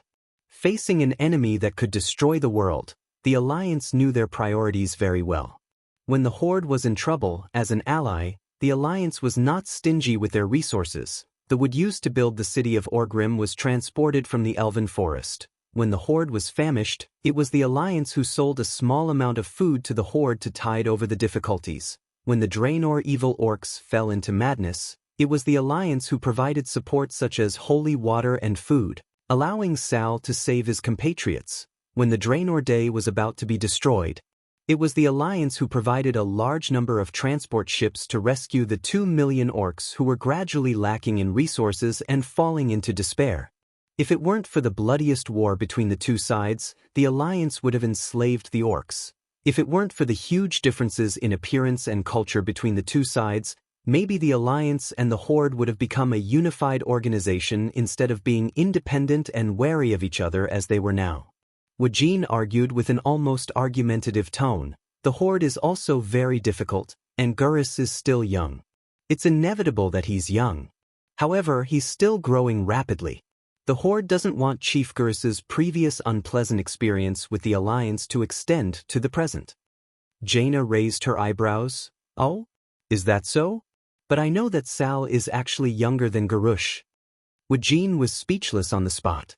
This was because of seniority.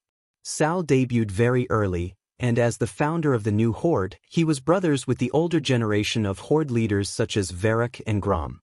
As a last resort, he could only call Gurus young man. Wajin could only blush. I mean, he's slightly young as a leader. But the Horde is established through force. As the winner of Makra, it's glorious for him to become the Horde's great chief.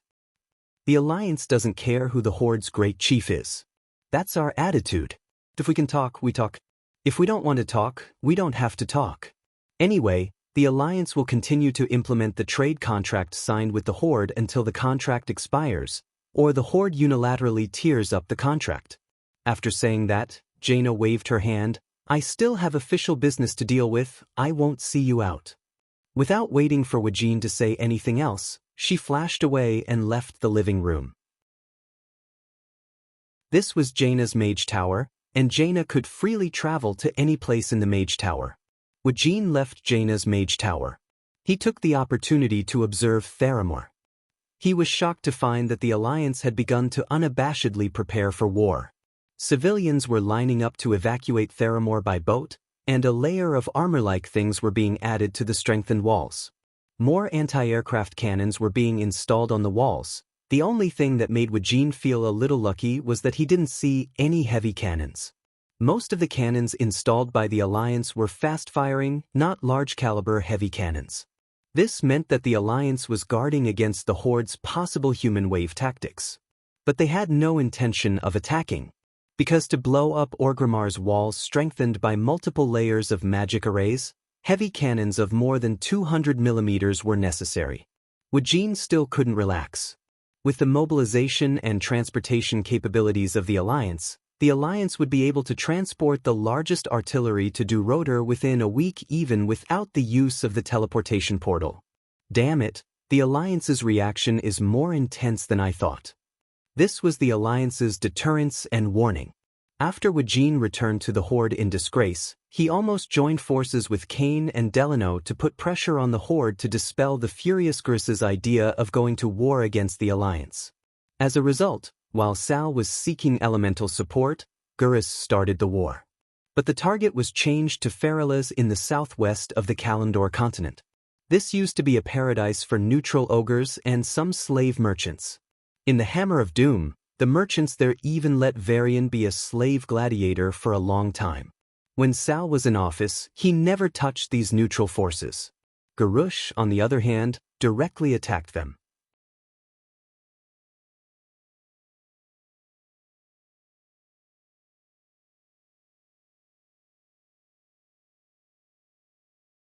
However, with the support of the Black Dragon army, the Twilight Hammer worked together to drive away the Red Dragons here.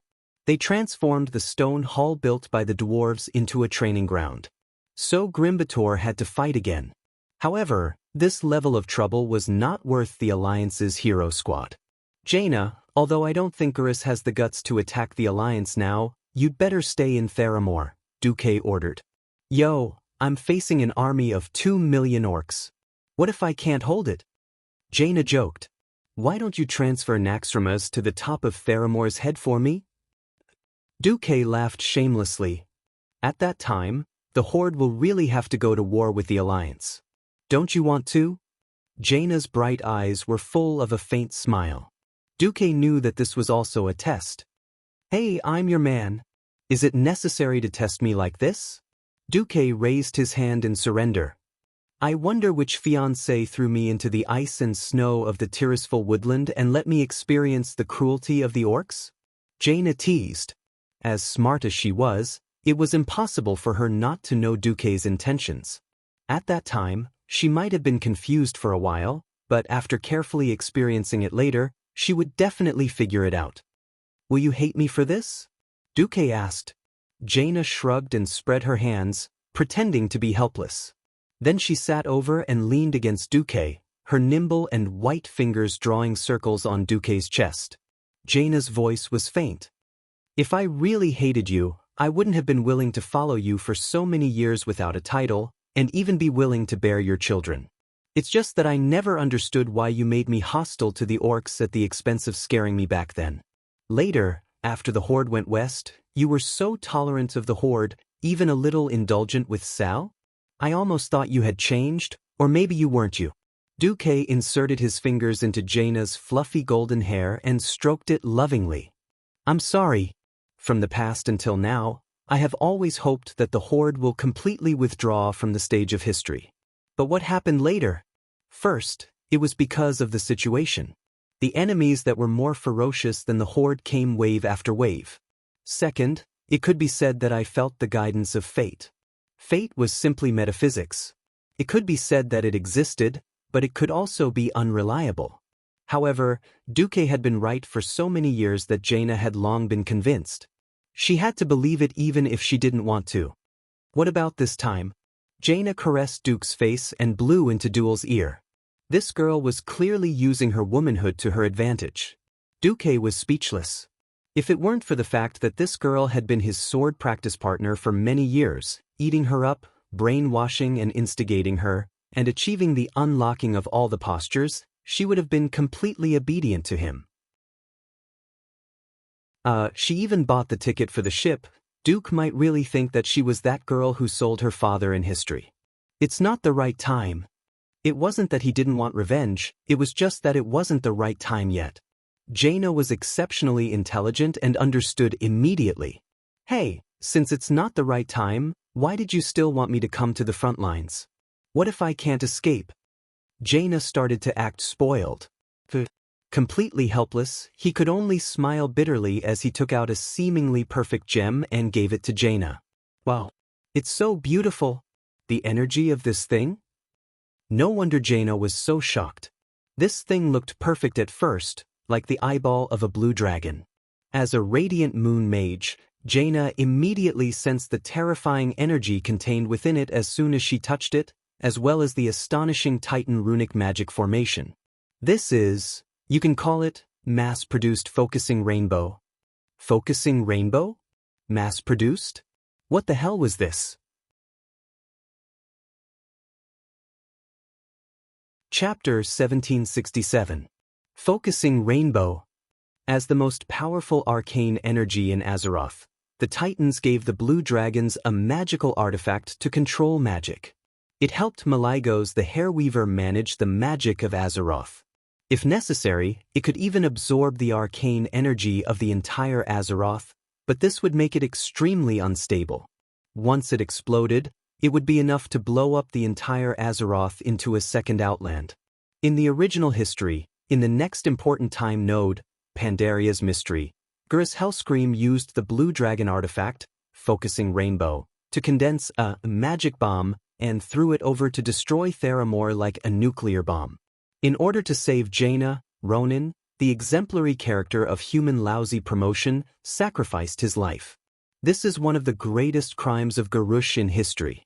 And because Theramore, which had been operating for decades, was destroyed, Jaina's hair turned white overnight, and she became an extremely extreme, almost crazy person.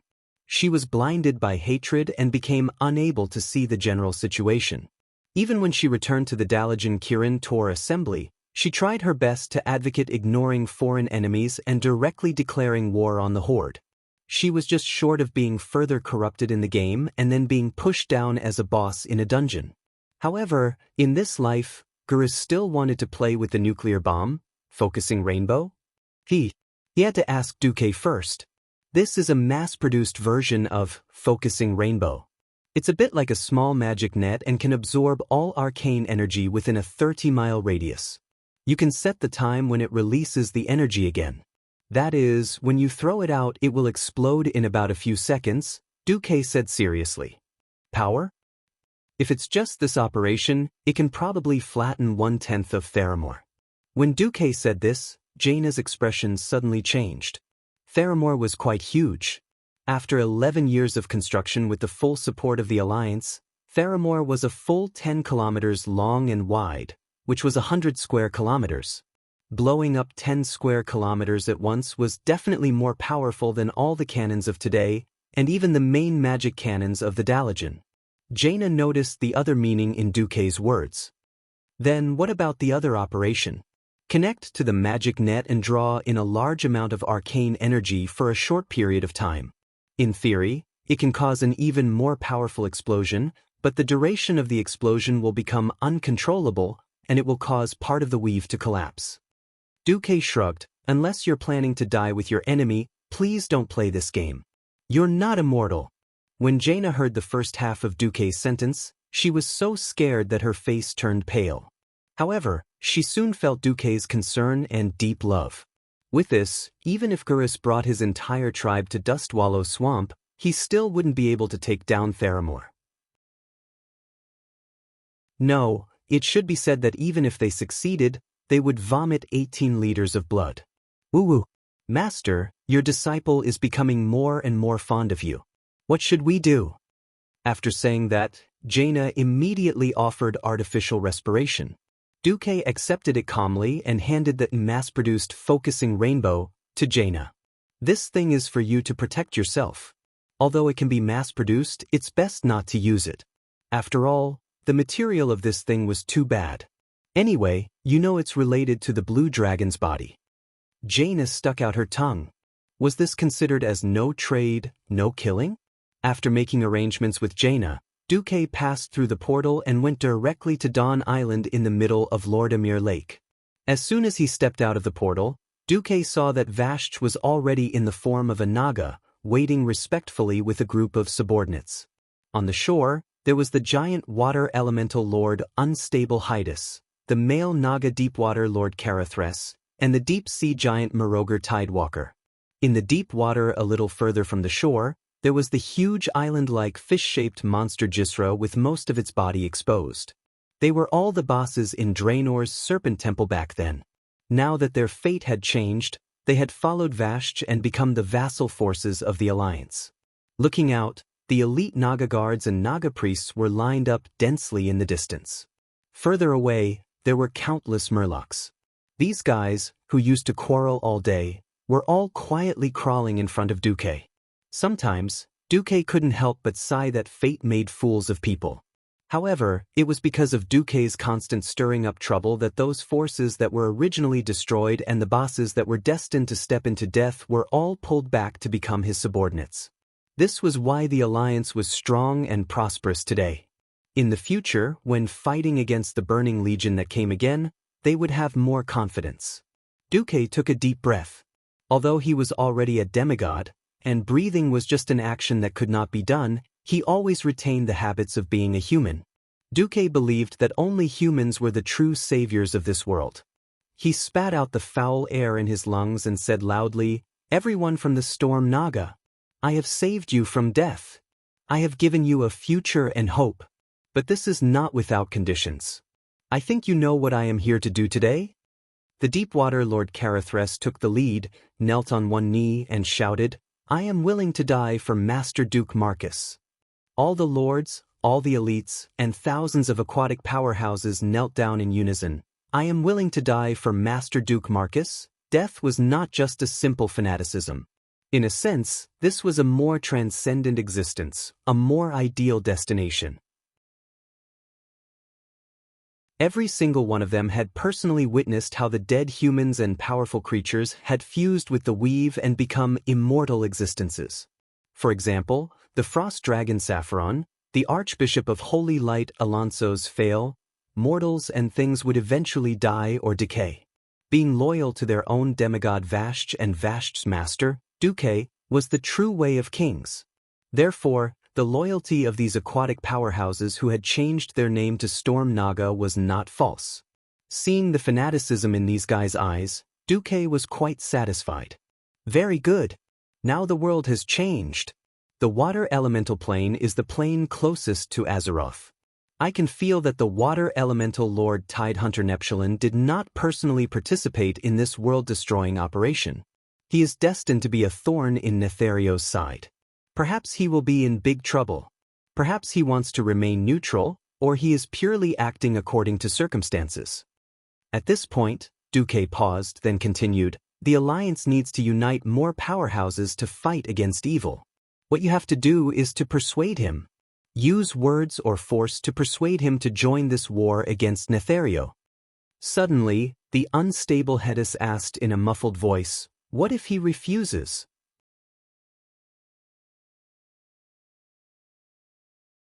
Chapter 1768. Was it another black and white issue? Duque had a slightly strange expression on his face. "That's not important. If he refuses to participate in the war against Netherio, then make him hand over part of his water elemental authority to Vasht. Let Vasht fight in his place. I think if he was rescued from a desperate situation, he would be very happy to do so." When Duque said this, all the members of the Storm Naga clan understood. They could not let the Tidehunters kneel, but if this coward refused to work, then they would squeeze him dry. Vasht swayed her snake tail and came in front of Duque. She crossed her 3 pairs of arms in front of her chest and bowed. "My master, Vasht will obey your orders." Duque did not say much, and Vasht also understood what Duque meant. Anyway, as long as Neptulin was not beaten into a dog, Vasht did not have to do anything. Duque pressed his hands on Vasht's shoulders, and Vasht's body suddenly trembled. After following Duque for so long, she of course knew that Duque did not like non-humanoid monsters. She was also disgusted with her Naga form. But she had no choice. If she did not appear in the form of a Naga, it would be difficult to convince the Nagas and sea monsters under her. Duque rarely touched her body in the Naga form. Duque was willing to press her slippery, scaly shoulders, largely because of what he was about to say next. "I'm going back to Vasht. Are you all right?" "Yes, I'm fine." The only part of Vasht's body that did not turn back into a Naga was her head. Her smooth white face leaned down and pressed against the back of Duque's right hand. She intimately rubbed it a few times. "I am both Vasht and Master Saleya. Both of them are me. And it is because of Master that I did not go crazy during those long dark times. With the destruction of the Well of Eternity, the city of the High Elves, Vaskr, sank into the sea. Elven Queen Azhara and her High Elven followers could not escape this catastrophe. Although they escaped death, the price of their lives was Zoth, turning them into terrifying Naga sirens. Now, time had washed away the history of the High Elves. Many people had already forgotten this painful lesson. But Vasht was definitely an exception. Back then, the Lord of Vastr's city had been her mother, Lysariel Vastr. Because of her mother, she was able to enter the Azhara palace and serve Queen Azhara, becoming the queen's maid. After Vastr sank to the bottom of the sea with Azhara city, Vastr had been Vastr's territory for the past 10,000 years. until she led the Naga of her clan to seek refuge with Illidan. This time, following the Great Cataclysm, the water elemental plane and Azeroth's greatest overlap was Vastur. This caused the water elemental in Vastur to riot and produce a terrifying resonance. It passed through the abyss of the sea and reverberated throughout the world of Azeroth for a long time. To solve the problem of Vastur, there was no one more suitable than Vastur and her Storm Naga. Perhaps there had been other Naga clans who did not have eyes and came to take over, but as a demigod, everything would be easily solved. Through the almost non-existent plane barrier near Vastur, they could reach the throat of the abyss. The throat of the abyss was an ocean located in the elemental plane. It was the source of all water elemental and the territory of the water elemental lord, Neptulin. It was constantly brewing and using waves and storms to attack the land that was surrounded by it. Normally, unless mortals relied on special methods, they would not be able to get close to this godforsaken place. The Naga were originally aquatic creatures, but it was different. Without a doubt, this was their backyard. Duque sent the Storm Naga there, so it was safe. Sileka, remember safety first. After saying goodbye softly, thousands of Naga and Murlocs jumped into the water under Vastur's lead. The entire sea was filled with bubbles from the rapid diving of these aquatic creatures. 10 minutes later, the entire island suddenly became empty. That was not entirely true. At least, the Murloc prophet Maugr had stayed. As the leader of hundreds of thousands of Murlocs, he was already Vastur's other deputy, and his position was only below the Deepwater Lord, Carathres. Look after Lordimer Lake. Understood, my master. Maugr bowed deeply to Duque. A day later, in the deep sea northwest of Stormwind City, a huge army arrived at Vastur. Vastur swayed her snake tail and came to a seemingly ordinary high platform. She raised her hand and gently wiped off the thick moss on a stone tablet. If not for her actions, anyone would think that this stone tablet was an ordinary deep-sea stone. When she finished wiping the stone tablet, she was shocked to see that the stone tablet was written in the High Elven language. This tablet commemorates the benevolent leader, our beloved Lady Lisserel Vastur. For 100 years, she has guided the people of the glimmering city, Vastur, into an era of endless prosperity. May she and her daughter, the dazzling Lady Vastur, continue to illuminate the way forward for our people in the darkness for the next 100 years. Vastur seemed to be muttering to herself.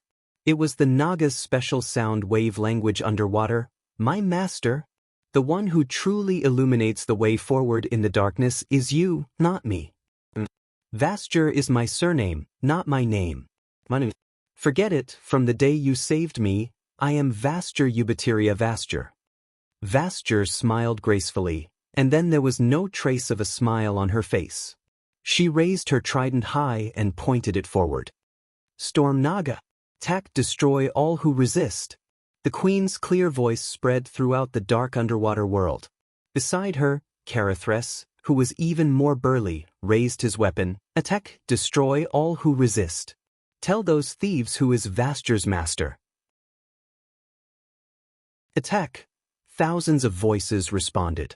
They converged into one, and then turned into an incomparably huge war machine, beginning to rush into every corner of the underwater city of Vastur.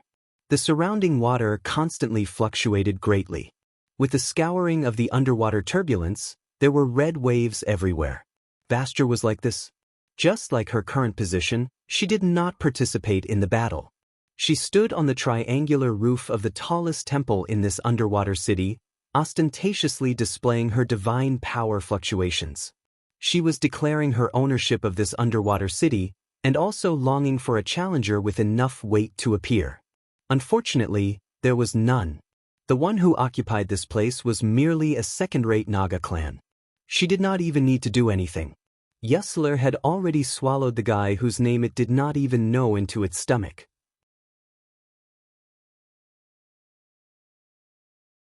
Chapter 1769. Duque realized that he was actually a bit like a superstar, going to one show after another. In fact, Duque should be happy. His subordinates were strong, and they did not have their own masters, but rather, they had their own goals. Moreover, the emergence of more peerless powerhouses was a preview of the full-blown war when the Burning Legion invaded in the future. After all, this time, Nisario, Ikir, and Ragnaros had come together. 10 years ago, all three of them would have been big bosses that could destroy the world. If he were to gather all the elites together and defeat the enemies one by one like in the past, it would mean that he would let the other two go. Unfortunately, no matter which one he let go of, it would cause unimaginable destruction to Azeroth. Splitting up to fight against the enemy was already inevitable.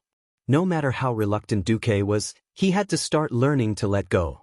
And the biggest difference from history was that the Alliance now had the capital to split up. When Duque rushed to Silvermoon City, he happened to run into the elves' farewell party for Queen Sylvanas. This time, Sylvanas' target was the Wind Elemental Lord, Ikir.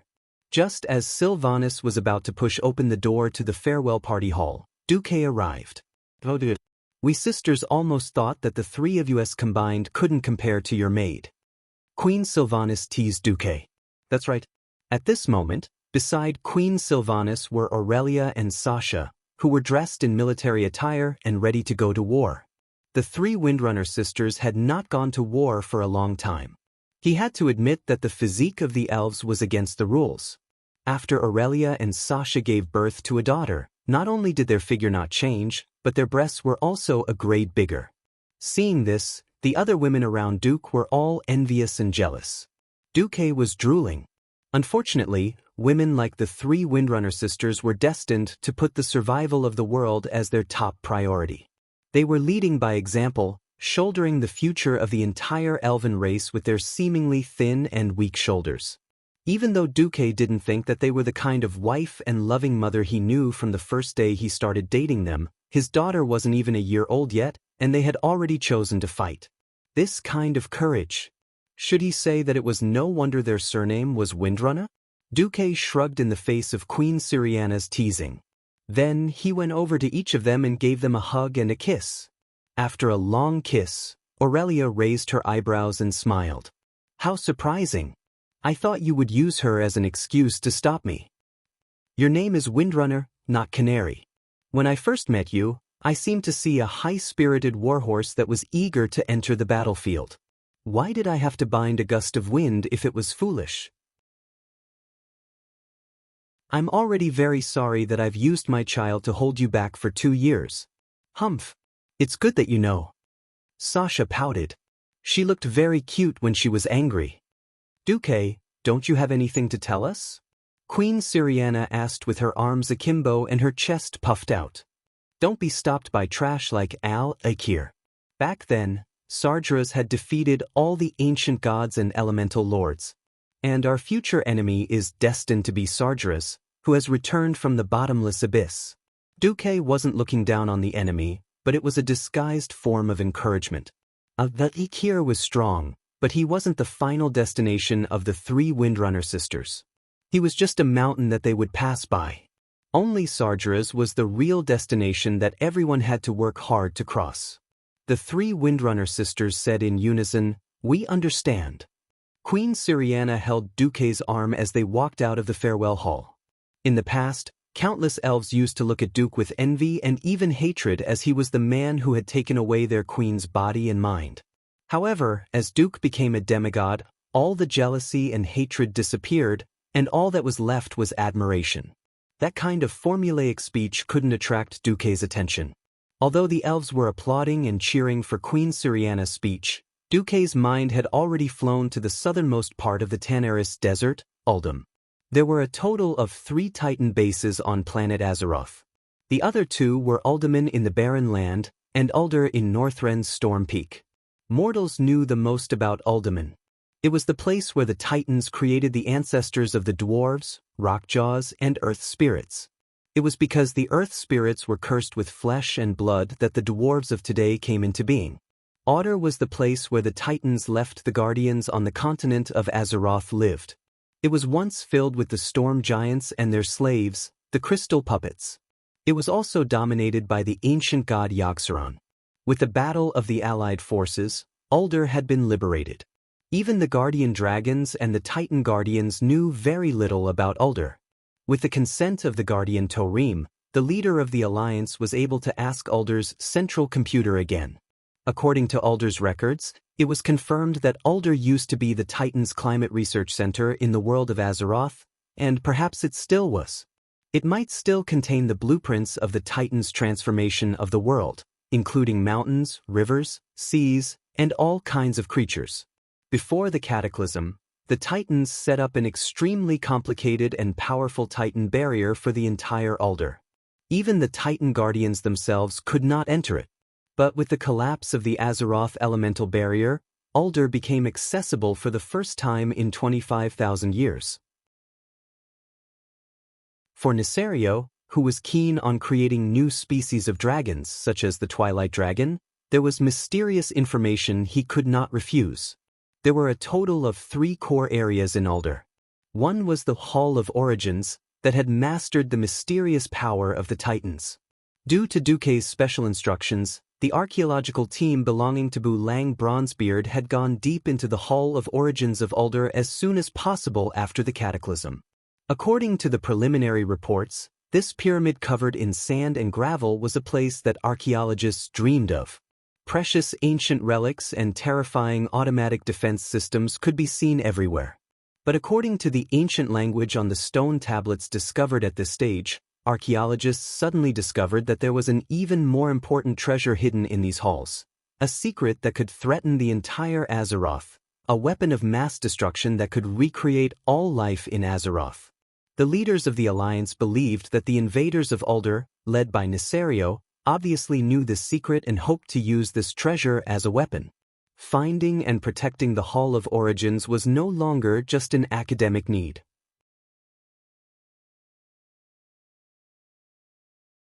Chapter 1770. Therefore, Brian Bronzebeard, Illyria, Riadaline, Hadgeron Brightwing, and Millhouse Mana Storm would be in charge of the path in the Hall of Origins. These 5 hero-level powerhouses were Brian Bronzebeard, Illyria, Riadaline, Hadgeron Brightwing, and Millhouse. In the Uldum region, there was also a new race, the Catmen.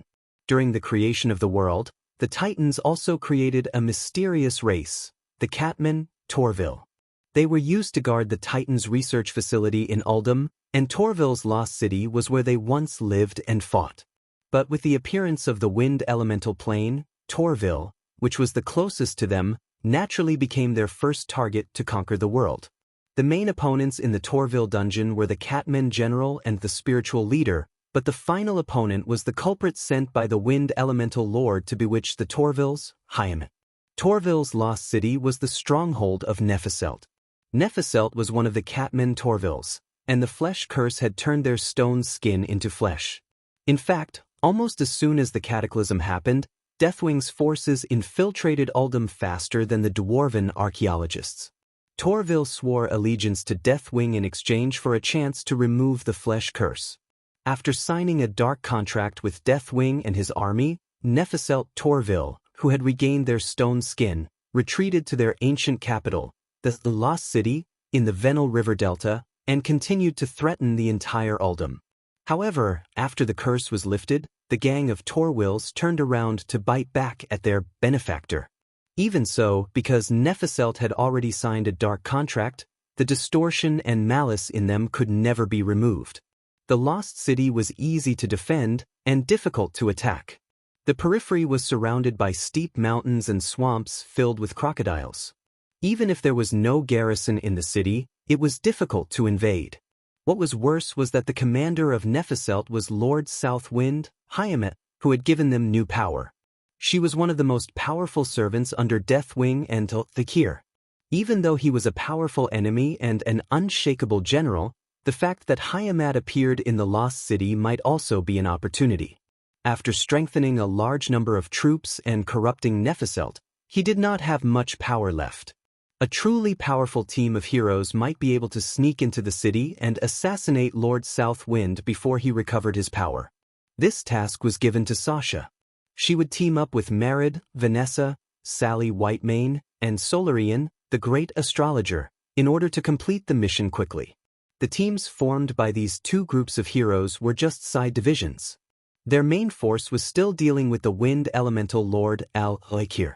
If Al-Akir was at his peak, Duque wouldn't have dared to let Queen Sylvie face him. In fact, after the World War 25,000 years ago, whether it was the four great ancient gods or the four elemental lords, after they died once, they were no longer as brave as they were in the past. Thus, Duque sent out Sylvanas, Gavin Rad, and Storm Warden Amarun. The three of them would head straight for the Wind God throne located in the void southwest of Uldum. In the past, the Wind God throne only existed in the Wind Elemental Plane. It was the lair of the Wind Elemental Lord Al-Akir, floating high in the endless sky wall. Now, the barrier of the Elemental Plane had been broken. In order to prevent Al-Akir from wandering freely in the wind of Azeroth, it was a good idea to take the initiative to attack. Otherwise, when Al-Akir tamed all the winds in the southern sky of Kalimdor and gathered the fiercest storm, it would be too late. His appetite couldn't be too small. Obviously, cleansing all life in Uldum and occupying the mysterious Titan creation, the Hall of Origins, would only be his starting point. When he and Ragnaros each controlled all the wind and fire elements in Azeroth, that would be the real world-destroying cataclysm. Even without Nisario, who controlled the earth elements, taking action, they alone could destroy all the creatures in Azeroth. Flames burned everything. Strong winds suffocated all living things. Duque had already tested it. In this fantasy world, the wind element was a special element that included air. Taking away the wind element would also mean taking away the air. Any creature that had to breathe was dead. Strong winds alone weren't enough. After all, there were things like the undying and ghosts in this world. Don't forget that there were also flames. If Ragnaros really attacked without limit, even the undying would be finished. Duque let out a long sigh of relief. While he was thinking, Queen Sylvanas had also completed the declaration before the expedition. After all, it was not an expedition of an army, and there was no grand military parade. After Queen Sylvanas announced the various appointments, she once again appointed Theron as the regent and officially set off. In front of hundreds of elves, Sylvanas gave a hot kiss without hesitation. "Don't worry, my dear. I'll deal with Al-Akir and come back to give birth." Duque grimaced and lamented in his heart, "Son, or rather daughter, you have a mother who dares to fight and fight. I really don't know if you're lucky or unlucky." What else could Duque say to such a tough Queen Sylvanas? He could only roll his eyes. It's good to get it done before the Burning Legion fully invades. Those who had stepped into the divine realm were so capricious. As long as they were given enough divinity and energy, giving birth was more like a process of splitting elements or powers. Duque estimated that Queen Sylvanas did not even have to suffer the pain of childbirth and could directly give birth without pain. Other women probably wouldn't be able to enjoy such a 666 method. The women of the Windrunner family had always been swift and decisive. They did not have too many romantic feelings and did what they had to do. During peacetime, when they were bored, perhaps they could roll in bed with Duque every day.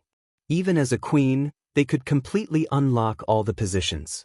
Once they entered the war, these gentle, beautiful, and sexy female elves would transform into the most heroic rangers and fight on the front line against evil. Without looking back, they stepped into the portal that Duque opened and went to meet Gavin Rad and the others. Duque sighed softly and then bitterly rushed to the next battle, Teldrassil. This was because another traitor had finally surfaced. In the third battle and the Battle of Hyjal, the Night Elves lost their world tree, Nordrassil, and thus their immortality. The generous Night Elves could accept this fact. However, the human heart was always the most complicated thing. Once you had it, you would not be willing to lose it. Under such circumstances, Fandral Staghelm convinced the other Night Elves and finally united with the Druids to create a new world tree, Teldrassil.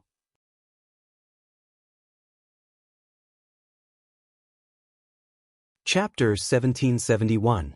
Originally, Fandral did not have the final say in the Cenarian Circle.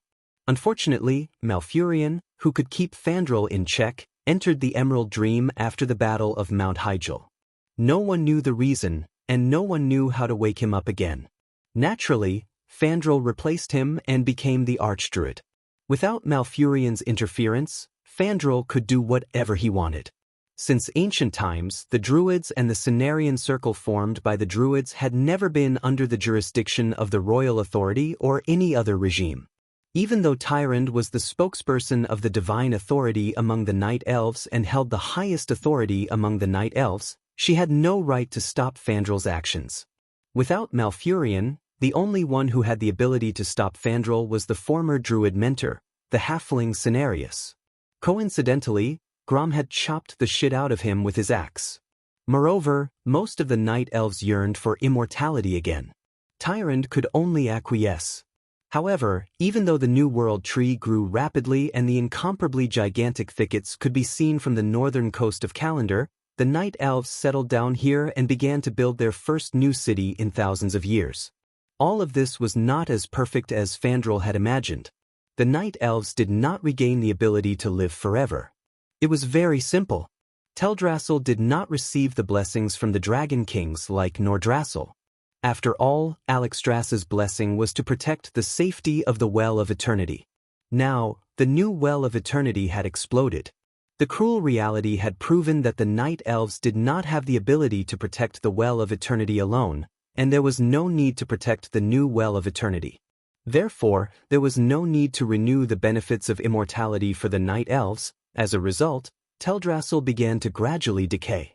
Satyrs, inferior demons, and other monsters also began to treat this place as their home. After Duque sent Queen Sylvanas off, Duque received a message from Tyrande. As soon as Duque stepped out of the portal in the Elune Temple, Tyrande came to greet him. Dressed in a moon-white priestess robe, Tyrande looked so holy. At this moment, she was the most devout priestess of the goddess. The signs you spoke of have indeed appeared. Tyrande looked worried. Fandral has summoned many druids to Teldrassil in preparation for the plan to heal the World Tree. Navarax, Brawl Bearskin, Hamel Runtotem, and other great druids have all received his summons. He summoned the druids in the name of the Cenarian Council's chairman. I feel that there is something wrong, but I have no right to stop him. You said that when this happens, I have to inform you immediately. As one of William's trio, Brawl was the chief druid of the Alliance's hero group, so there was no need to introduce him. Navarax had long ago, druid of druids of druids of. Long before Sar led the orcs west to the Kalimdor continent, a group of claw druids discovered a complex underground cave in the heart of the Barren Lands. At that time, as the leader of this group of druids, Night Elf Navarax firmly believed that as long as he could connect to the Emerald Dream in the cave, he could transfer the energy of the dream to the spring in the cave and restore the Barren Lands to its former glory. However, Navarax's imagination had unfortunately turned into a nightmare, and the Howling Caves had also changed. There were venomous snakes, velociraptors, wind snakes, and crocodiles everywhere. The springs and crevices had also rotted. In a sense, this guy was a troublemaker with good intentions. Hammer Runtotem was the chief of the Tauren Runtotem family, the disciple of Malfurion Stormrage, and the advisor of Cairn Bloodhoof. In the future, he would also become the advisor of Cairn's son, Smashbane. He was also the first non-dream elf druid to receive the title of Great Druid. Although Hammer was not the first Tauren druid, he was indeed the first Tauren druid to regain the way of nature. Fandral had summoned so many great druids in one go. Duque gently stroked Tyrande's green hair. Don't worry, you did well. It's time to deal with Fandral Staghelm. Please call the core members of the Elune Sisterhood, Chandri's Feathermoon, and other important elven generals. Also, be prepared to communicate with Elune at any time. Come with me. Tyrande immediately realized that the situation was far more serious than she had imagined. Duque must have sensed something. Can you tell me who the enemy is this time? Tyrande asked with a straight face. The King of Nightmares, Savis. Upon hearing this name, Tyrande could not help but reminisce about the darkest times. In a sense, it was Savis who had followed Queen Azhara's orders to seek a higher level of power and life in the universe. That was how he had formed a connection with the Burning Legion, and that ancient war that could be said to be a catastrophe for the entire planet of Azeroth. However, Savis, the night elves' known sycophant, had finally escaped and obtained a new life under the hands of the ancient god Enzos. He became the virus, cancer, mastermind, and culprit that invaded the Emerald Dream. For the past 10,000 years, Isra, who monitored and controlled the Emerald Dream, had always hoped to catch him, but to no avail.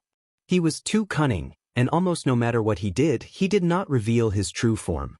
No matter what methods Isra used to ambush or lure him, the most he could do was capture some of the fragments of his will. However, he used the unreal nature of the Emerald Dream to continuously infiltrate the dreams of the guardians of the Emerald Dream, invading and corroding the green dragons. Not long ago, a large number of ancient dragons had almost fallen from the Emerald Dragon army. For example, after the Molten Core, there had almost been a repeat of the 4 great green dragons that had fallen.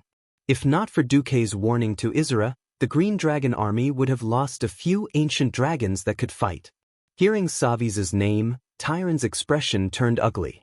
I think we need to find a way to wake Malfurion up. This had nothing to do with personal feelings.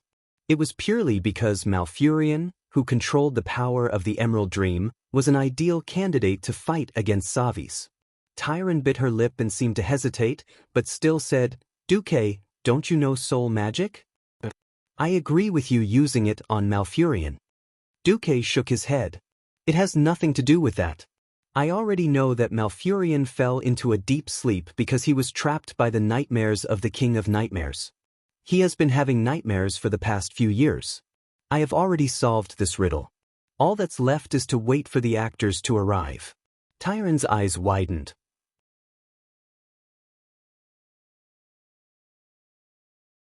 Chapter 1772. The reason why the snitches could cause such devastating destruction was because they stirred up trouble from the inside. The strongest fortress was always breached from the inside. As the most unreasonable one-step transmigrator, he was best at beating up the snitches. From Kel, Thuzad, who was still a human during the Second Dark Portal War, to Benedicta's, who had just been exposed, to Fandral Staghelm, 3 hours later, the great druids of the Cenarian Circle gathered below the World Tree, Teldrassil. Fandral Staghelm was making a speech. The World Tree is the glory of Kadorii.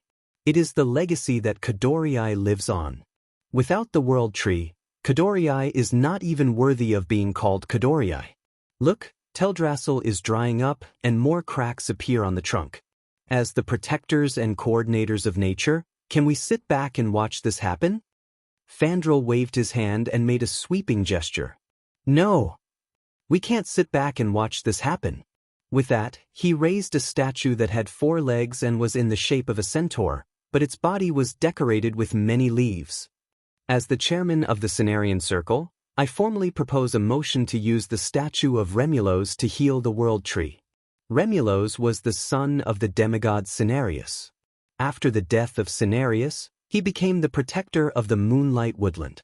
Despite the war, this sacred land still preserved its innocence. As the former home of the demigod Cenarius, the Moonlight Woodland bathed in eternal moonlight. After the destruction of the Well of Eternity in the Third Dark Portal War, the Night Elves were blessed by Elune and built a home for the druids here. The Moonlight Woodland once again became a safe harbor for the elves. Most of the Night Elves who did not move to Teldrassil stayed in the Moonlight Woodland, which was surrounded by ancient forest trees and had almost no contact with other races in the outside world. After Malfurion fell into a deep sleep, Remulos provided a lot of help to the young druids. As the son of a demigod, a creature with a powerful divinity, and the symbol of the new generation of druids, Remulos had a very high reputation among the druids. For a moment, there was a lot of agreement around. The lower and middle druids thought it was a good idea, but the archdruids instinctively felt that something was wrong. Brawl Bearmantle was the first to speak.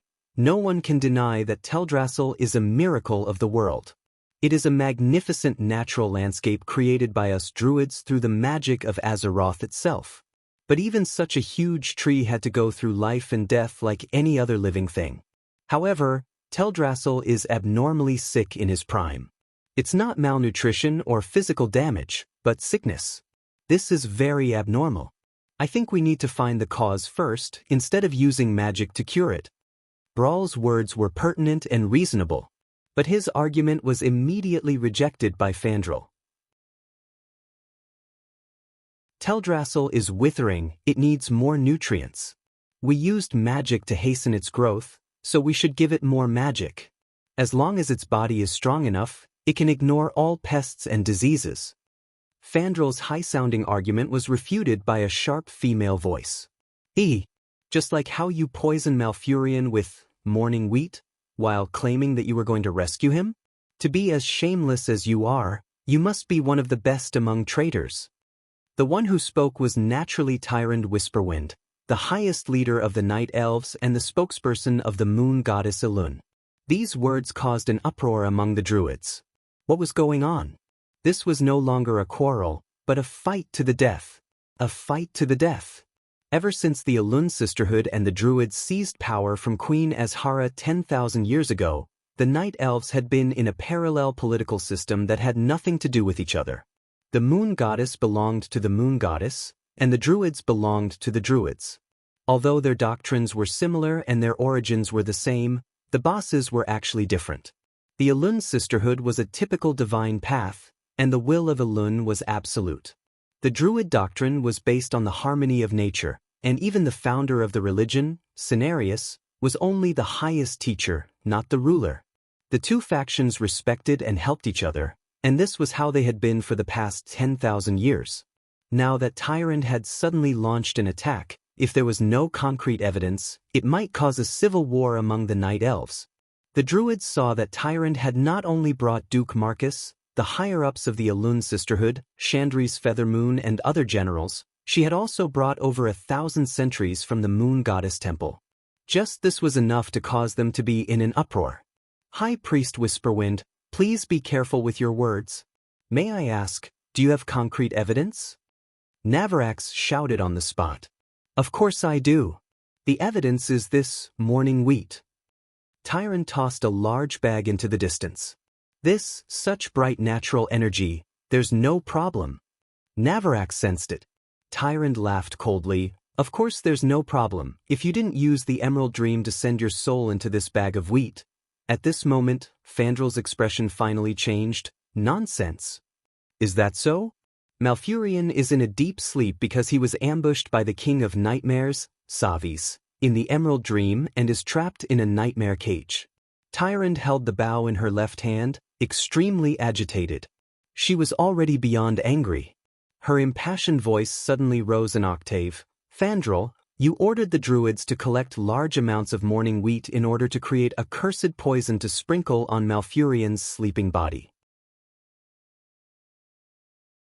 If not for the Moon Goddess Temple's priests taking care of him, I'm afraid that even if Malfurion escaped from the King of Nightmares, he would not have a body to return to.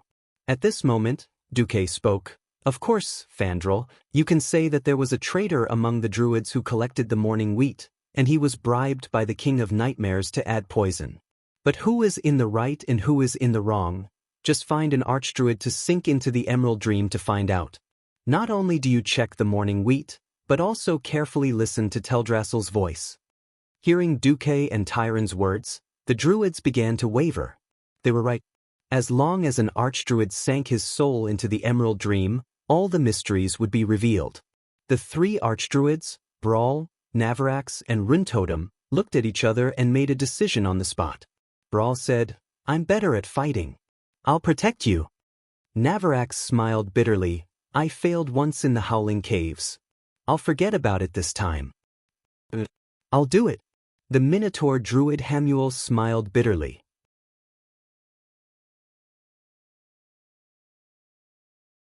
Chapter 1773. The situation had taken a sharp turn for the worse for Fandral. The druids had not been so sensitive before the incident with Benedictus. If someone else had been in charge, the druids' subconscious xenophobia would have kicked in. Duque was different.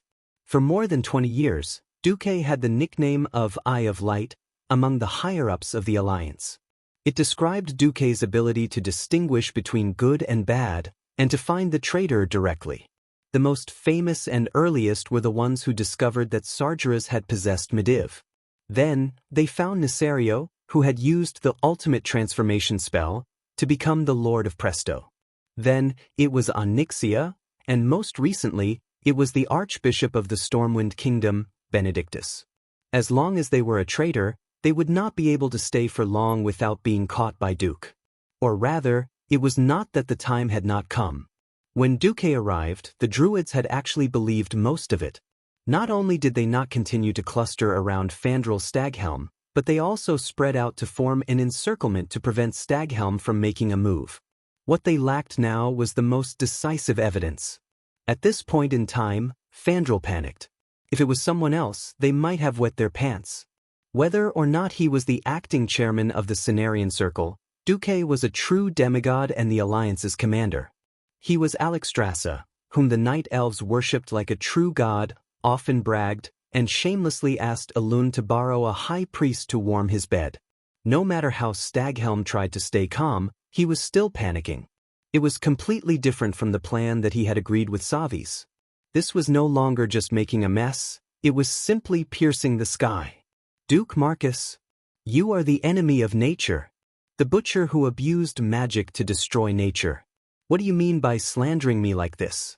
Even if the weed is poisonous, it's because I didn't notice. The same goes for Teldrassil. We can't find a way to cure the World Tree, and we're just working together. What right do you have to slander me? And I have no reason to do so. Fandral insisted that Duque was slandering him and argued loudly. He doesn't have a motive, right? The Druids were confused. Duke's mouth spat out only one name, Vartan. In an instant, all the elves understood. Fandral Staghelm was not only a well-known archdruid, but also a famous sun-lover. Fandral's wife died in childbirth, so he loved his son Velastin dearly. When his son was almost 1,000 years old, he still broke the door guard for his son, telling him to go home at 9 o'clock every night. It was like holding it in his hands and not letting it go, holding it in his palms yet afraid of melting. It wasn't easy for Volston to live up to his expectations. He had displayed his independent temperament in various occasions and had even given birth to a granddaughter for him. It was only then that he could relax a little. Unfortunately, during the War of the Shifting Sands in Silithus 1,000 years ago, Staghelm's father and son fought side by side in an attempt to restrain the insectoid army that invaded Silithus. The mutant insects continued to pour out of the Karaj fortress to support the insect army at the front. All of Silithus was surrounded. Fandral made a decision that he would regret for the rest of his life. He sent the young Volston to guard the Night Elf outpost in Southwind Village. Unfortunately, Volston died when Southwind Village was attacked by the Karaj army. Fandral Staghelm was filled with regret.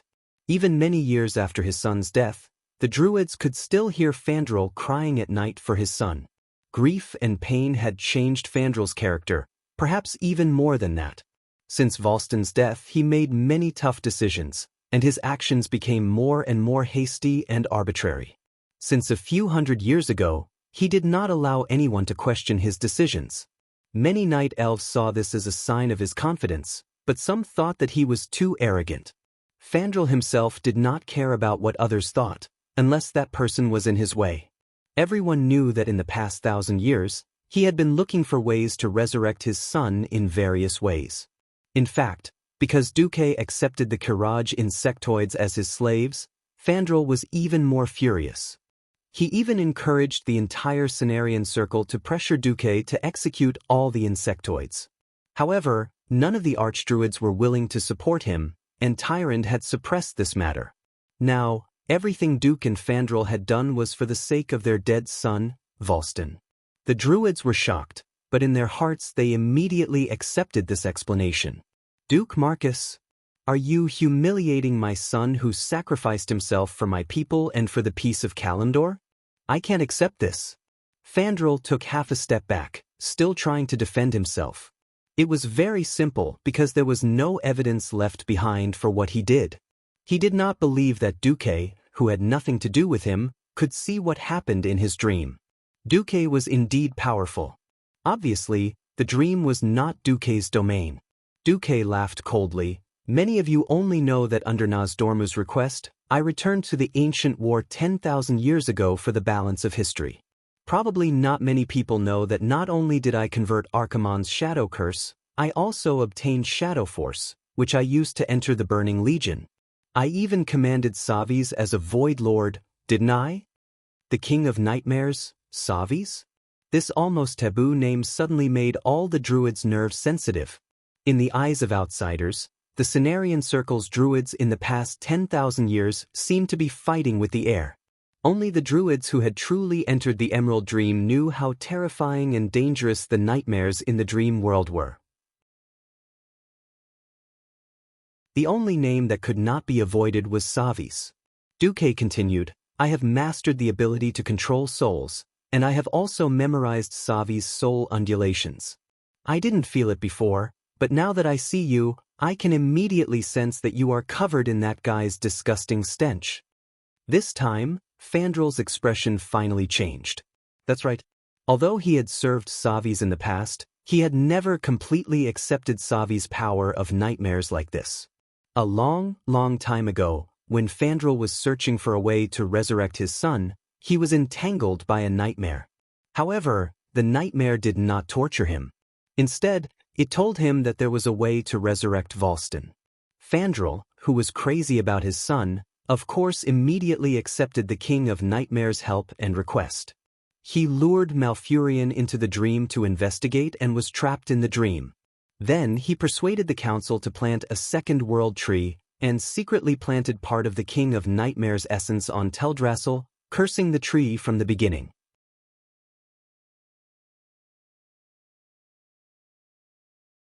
Chapter 1774. From then on, the King of Nightmares controlled part of the World Tree's power and could use Teldrassil's connection to the world to carry out a series of spreading operations.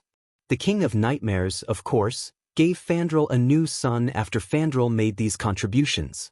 One of the King of Nightmares transformed into Volston, and at the same time read Fandrel's dream, making this son look exactly like Fandrel. Fandrel had always hidden this son well and let the fake Volston act as a bridge between him and the King of Nightmares. This time, the King of Nightmares was ready to invade Azeroth. The fake Volston sent an order. Fandrel was to gather all the druids around the World Tree to prevent them from discovering the Nightmares' next attack plan. Then, Fandrel was to lead these druids to use a method that looked like treatment, but was actually poisoning the World Tree to deepen the disease. If this was in the original history, a terrible event would have erupted and spread throughout the entire Azeroth continent. Everywhere in the world, regardless of race, everyone began to fall into endless nightmares. Whether it was Kalimdor or the people of the Eastern Kingdom, they all began to fall into a deep sleep and had nightmares. Only a few people with strong willpower were able to avoid falling into a deep sleep. This directly bought more time for the Wing of Death's conspiracy. Coincidentally, at this time, the Tauren druid Hamuels sank into the Emerald Dream and heard Teldrassil's call for help. Moreover, Fandrel had the insight that Hammer had discovered his secret and ambushed this noble druid. Originally, it should have been an evenly matched battle between the druids, but Fandrel had obtained the power given to him by the King of Nightmares. In addition, he had extracted the power of the fallen World Tree, so he defeated Hamuel and imprisoned him, preparing to corrupt him to become the minion of another King of Nightmares. However, in this life, Fandrel did not have the chance to further poison Teldrassil. Just as Fandrel was about to completely fall, Duque directly rushed out to confront Fandrel. In fact, when Duque said that he had recently discovered the smell of Savis on Fandrel, Tyrant also questioned Duque why he did not tell her immediately. Duque replied, "The soul and will of intelligent creatures are the most complicated things in the world. There is seldom absolute light or the most complete darkness. The souls of most intelligent creatures were in a state of confusion that was a mixture of righteousness and evil. We can't destroy them just because they have some evil thoughts." This logic was just like when Duque was in school, a bunch of animals clamored to push Sister Bing Bing down. Then, he heard a group of dinosaurs shouting that they wanted to push down their Adonis. Thinking is one thing, doing is another. Fandrel's actions over the years were extreme, but his soul had not really fallen. His obsession with smashing was something that no one could resolve. Tyrant fell silent at Duque's explanation and instead gave an example. Just like how I'm loyal to the public and willing to sacrifice everything for Caldorii, but you've shamelessly unlocked all my postures in secret? Duque clenched his teeth and didn't dare to continue. Returning to this moment, since Duque dared to throw out the name of the King of Nightmares, Savis, he naturally had an even greater trump card. Fandrel, I'm so disappointed in you. A voice familiar to the druids sounded, and Malfurion Stormrage, the true leader of the Cenarian Circle who seemed to be covered in grass and had antlers on his head, appeared behind Tyrant and the rest. The team naturally made way for the spiritual leader of the Night Elves to enter. Malfurion leaned on his staff and rushed over with large strides. Hamuel, there's no need to go to the Emerald Dream. I've already contacted Teldrassil, and it told me all the reasons. As for you, Fandrel, Malfurion turned to look at Fandrel Staghelm. There was anger in his eyes, but even more sorrow and pain. Obviously, he had never thought that Fandrel, whom he had personally nurtured, would fall to such a state. Fandrel finally lost his composure. He turned pale with fright and blurted out, "No. Impossible. How could you break free from the King of Nightmares' cage?" Duque sneered, "Huh? You knew that Malfurion was trapped in the King of Nightmares' cage, and yet you still let Morning Weed up? Are you not going to continue pretending?" "Pretending? Continue pretending." Duque originally wanted to retort, but Tyrant quietly tugged at his sleeve and shook her head almost imperceptibly. "It's enough that you were able to rescue Malfurion in time." Duque immediately relented. Actually, rescuing Malfurion was a small accident. When Duque rushed over and informed Tyrant of Malfurion's problem, he went to see Malfurion. As someone who had once been part of the Burning Legion, Duque was very sensitive to soul fluctuations. Under the system notification, he received a message from a nightmare. Although Malfurion was imprisoned by the King of Nightmares, he also used the power of nightmares as a hint to inform Duque of the most important person's name. That person was the wielder of the orc hero Brock's magic battle axe, Sora Salyafar. This female orc was Brock Salyafar's niece. Years ago, when Cenarius was killed by Lord Howl, the divine weapon that he had personally forged using oak trees and was blessed by the moon god eventually fell into the hands of this female orc as a spoil of war. And this weapon was the key to destroying the King of Nightmares' cage. The rest was only natural. Duque asked Tyrant to bypass Brainless Howl and contact Wajin in private. Wajin, who was struggling to maintain a friendly relationship with the Alliance, immediately agreed to let Sora, who was not valued by Brainless Howl, make the trip. At this moment, Malfurion happened to arrive at the perfect moment. "Fandrel, are you still going to be stubborn? Give up on your damned plan. What bullsh asterisk T King of Nightmares, Savis is a liar. There's no way he can resurrect your son." Malfurion shouted with every drop of air in his lungs. Fandrel Staghelm's face showed a sorrowful expression, but it was unknown why he was sorrowful. "It's too late. Malfurion, and I'm willing to pay any price for my Volston." With a wave of his hand, the famous druid's hands suddenly glowed with an illusory black light.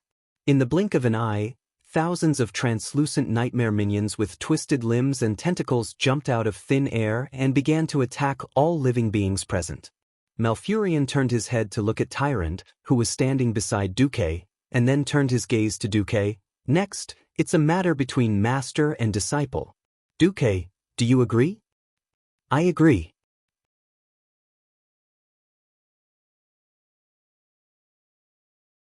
Chapter 1775. The reason why the alliance was an alliance was because all the allied countries and races were equal. This was written in a charter that hung high above the headquarters of the alliance in Stormwind City. One could see it as soon as they entered. To this day, the throne hall was not a fixed place. Almost every kingdom in the alliance had a hall with many thrones. Wherever the leaders of the alliance gathered, it was called the throne hall. It was at that moment, but not after it was gone. Every hall would definitely have this charter hanging on the wall. This represented equality and the respect between countries.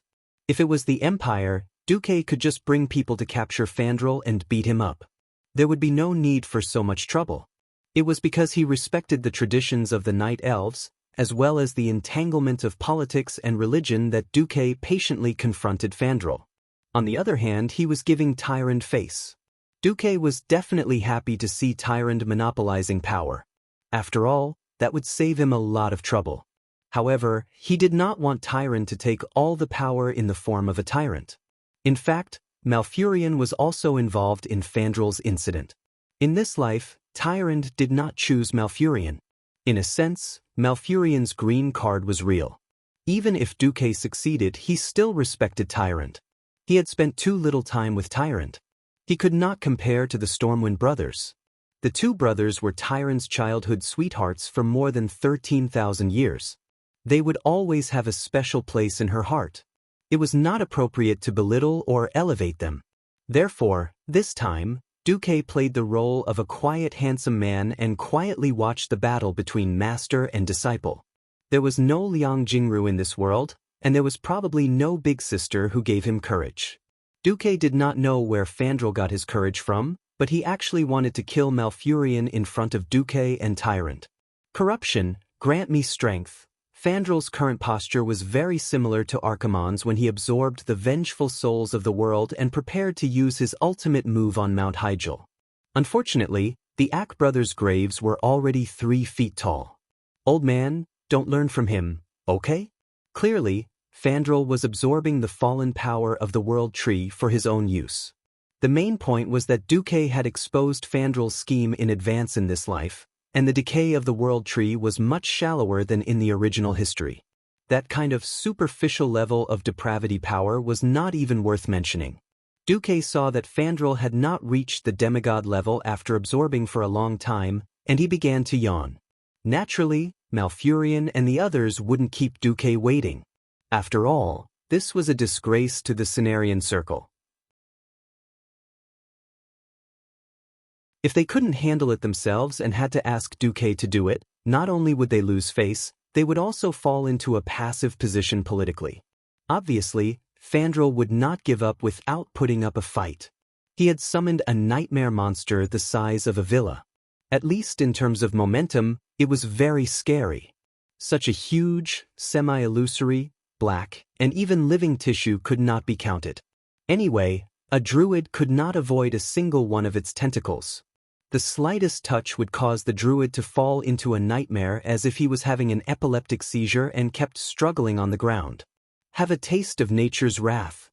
Brawl and Hamuir exerted themselves to the limit, working together to create a green hat and put it on the nightmare monster's head. No one knew how it worked, but their attacks blocked the attacks of the nightmare monster's claws.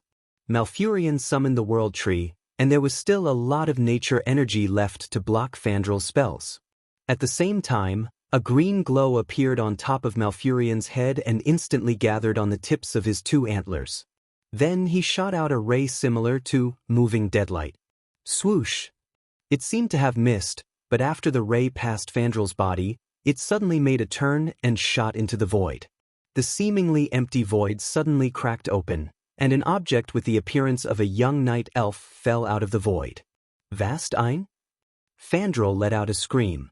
That's right, Malfurion's attack from the beginning was to cover up his real move, which was to directly attack the fake Vast Ein hiding behind Fandral.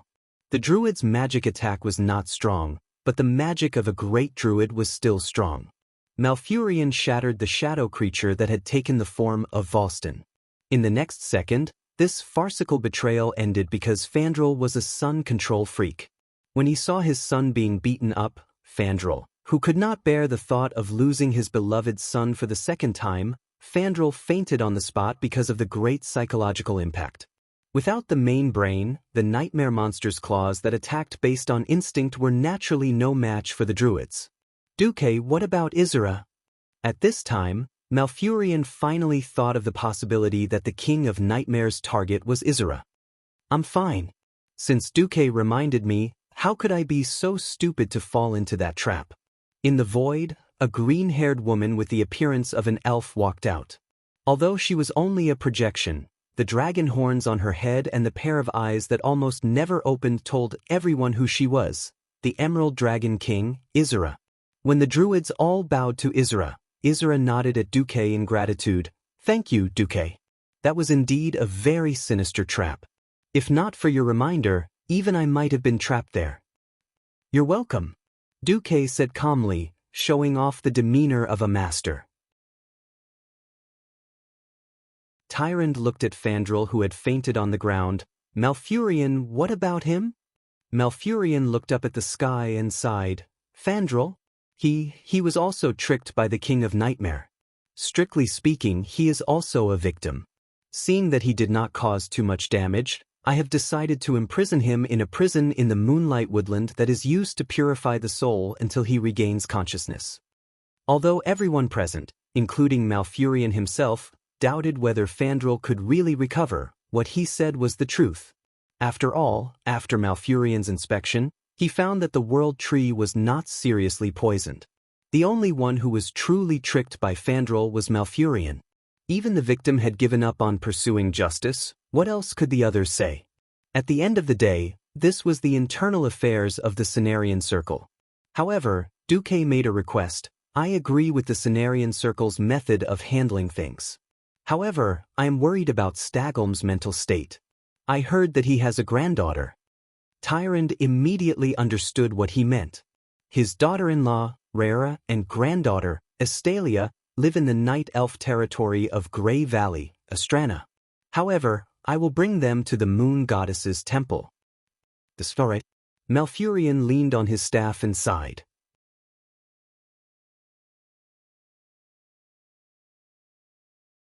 Chapter 1776. This was the check and balance, the so-called insurance. It was obvious that the Cenarian Circle made a big mess of this matter. The Moon Temple didn't take the opportunity to suppress the Cenarian Circle and didn't even take action against Duque, which was already giving the Cenarian Circle a lot of face. It would be insensible to refuse again. Only Duque knew that when Fandral was imprisoned in history, the Orc army attacked Grey Valley and burned Astrana to the ground. His granddaughter was also killed. Fandral, who had just woken up, was once again dealt a heavy blow. The grief of losing his beloved son and granddaughter directly caused Fandral to go crazy. All his madness was completely transformed into the flames of revenge. Under the lead of a traitor, he turned to the Fire Demon King. With the power of Ragnaros, he first reborn his daughter-in-law as the first fire druid in history, and he himself became the leader of the fire druids, replacing the position of Majordomo who died in history. Fandral would rather bury Azeroth with his own hands than live in this world that lost his beloved son. By doing this, Duque didn't know if he could pull this troublemaker back to the normal world one last time. Although he wasn't obligated to do this, at least he did his best. What happened next was nothing to write home about. Malfurion used magic to find the location of the King of Nightmares parasitizing the World Tree and worked together with all the other druids to completely eradicate it, freeing the World Tree from the corruption of nightmares. Isra, who had been notified early in the morning, led the Green Dragon Legion, dodged Savi's trap, and defeated the nightmares that came out of nowhere. The 4 green dragons that had been saved by a single sentence from Duke back then were even more eye-catching in this battle as the 4 dragons took the lead in this battle. "Thank you, Duque. Thank you for saving the 5 color guardian dragons again and again."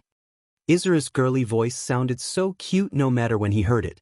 Sometimes, Duque also thought that if the dragon aspects lost their jobs and transmigrated to Earth, Isra could at least change her profession and become a voice actress. Besides, unlike the annoying dragon aspect Collegos, Isra in her elf form was quite popular. The most popular female characters in World of Warcraft could be determined by how many 18x books they had. Well, Isra had quite a lot of books. Thinking about the time in the near future when Isra would fall, Duque felt a wave of displeasure in his heart. He secretly made a decision. Another rebellion was extinguished without much suspense. Duque let out a long sigh of relief. In the guest house, as expected, Duque waited for Tyrande, who was dressed in the white robes of a priestess. The Jeppo robe was cut into the quicksand robe of a priest, and it was even a vacuum version. Tyron knew that Duque loved this. The beautiful expression that only Duque possessed and that tens of thousands of night elf believers had never imagined appeared on that dignified face that was filled with a holy aura. Just like that, Tyrande knelt down gracefully and began to swallow the divine sword with her mouth. Woo-woo! What powerful skills! The sky was just beginning to brighten. Tyrande did not even want to move a finger. Duque, I want to apologize to you. Tyrande's voice was very soft. Why do you apologize? Brother Stormrage. They are very special existences to me. I did not accept their feelings, but in the eyes of others, even Illidan, I still unconsciously show affection, Tyrande said faintly. Duque smiled. Tyrande actually cared too much about Malfurion. She did not want to lose this pair of childhood friends, but she was also afraid that Duque would be unhappy. Even when Malfurion showed signs of a nightmare, she did not think of asking Duque for help. Duque gently caressed Tyrande's hair. Silly girl, you have stayed chaste for me for tens of thousands of years. Why wouldn't I trust you? Tyrande smiled as well, hugging her man tightly. She wanted nothing more than to fuse her body with Duke's. Hey, Duque, do you have any ideas about becoming a true god? Tyrande was actually asking when she would publicly serve Duque. This was the agreement between Duque and Elune.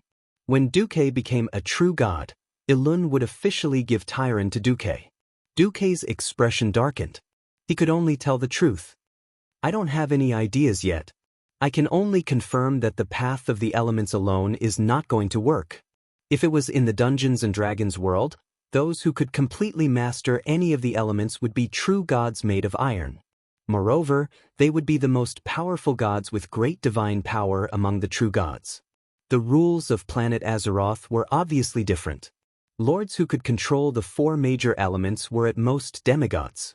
On the other hand, Sea, Thun and the other oddly shaped aliens were true gods. If not for the fact that the statues of the moon goddess were all humanoid, Duque would have thought that this was a world where the aliens were the bosses. Duque had personally snatched the fire demon King Ragnaros's share of the fire element. He had used the system elf to make countless models, but he still could not find a way to become a true god. Duque could confirm that he definitely lacked one or more key elements or abilities. As for what it would depend on luck. If possible, Duque obviously wanted to become a true god before Return of the Army. This would give Duque more confidence in fighting Sargeras. Indeed, Duque had used Mediva's power to send Sargeras' soul into a bottomless abyss. It wasn't that Sargeras couldn't come out, but that he didn't have the confidence. In order to sneak in, he had used hundreds of years to trick Mediva's mother. In order to achieve the ultimate goal of invading Azeroth, he didn't mind waiting a little longer. Moreover, it had only been a mere 20 years since the opening of the Dark Portal. For a fallen titan with an infinite lifespan, he could totally afford to wait. The entire history of Azeroth was a process of waxing and waning. In the history of the Azeroth Alliance and the Horde, there were indeed many powerhouses and many inspiring stories in the later stages. However, without exception, it made Duque feel that there was a lack of a sense of history. This was not an illusion. When the Alliance came to William's son, Ando and Rin, to carry the flag, countless players were complaining that each generation was worse than the previous. However, this life of Duque's should be much better. Hugging Tyrande, Duque looked at the Wife Hunter achievement that the bastard system elf had given him. He almost wanted to kill the system elf on the spot. Duque held back. Buddha said, "Don't say it." Such an achievement, it was good that he knew. Tyrande, you have to rebuild the defense line at Mount Hyjal as soon as possible. I can sense that Land of Fire will be near Mount Hyjal. You're tuning in to the Wang Lin's Journey YouTube channel. Don't forget to subscribe and join us on this journey to catch the most captivating stories.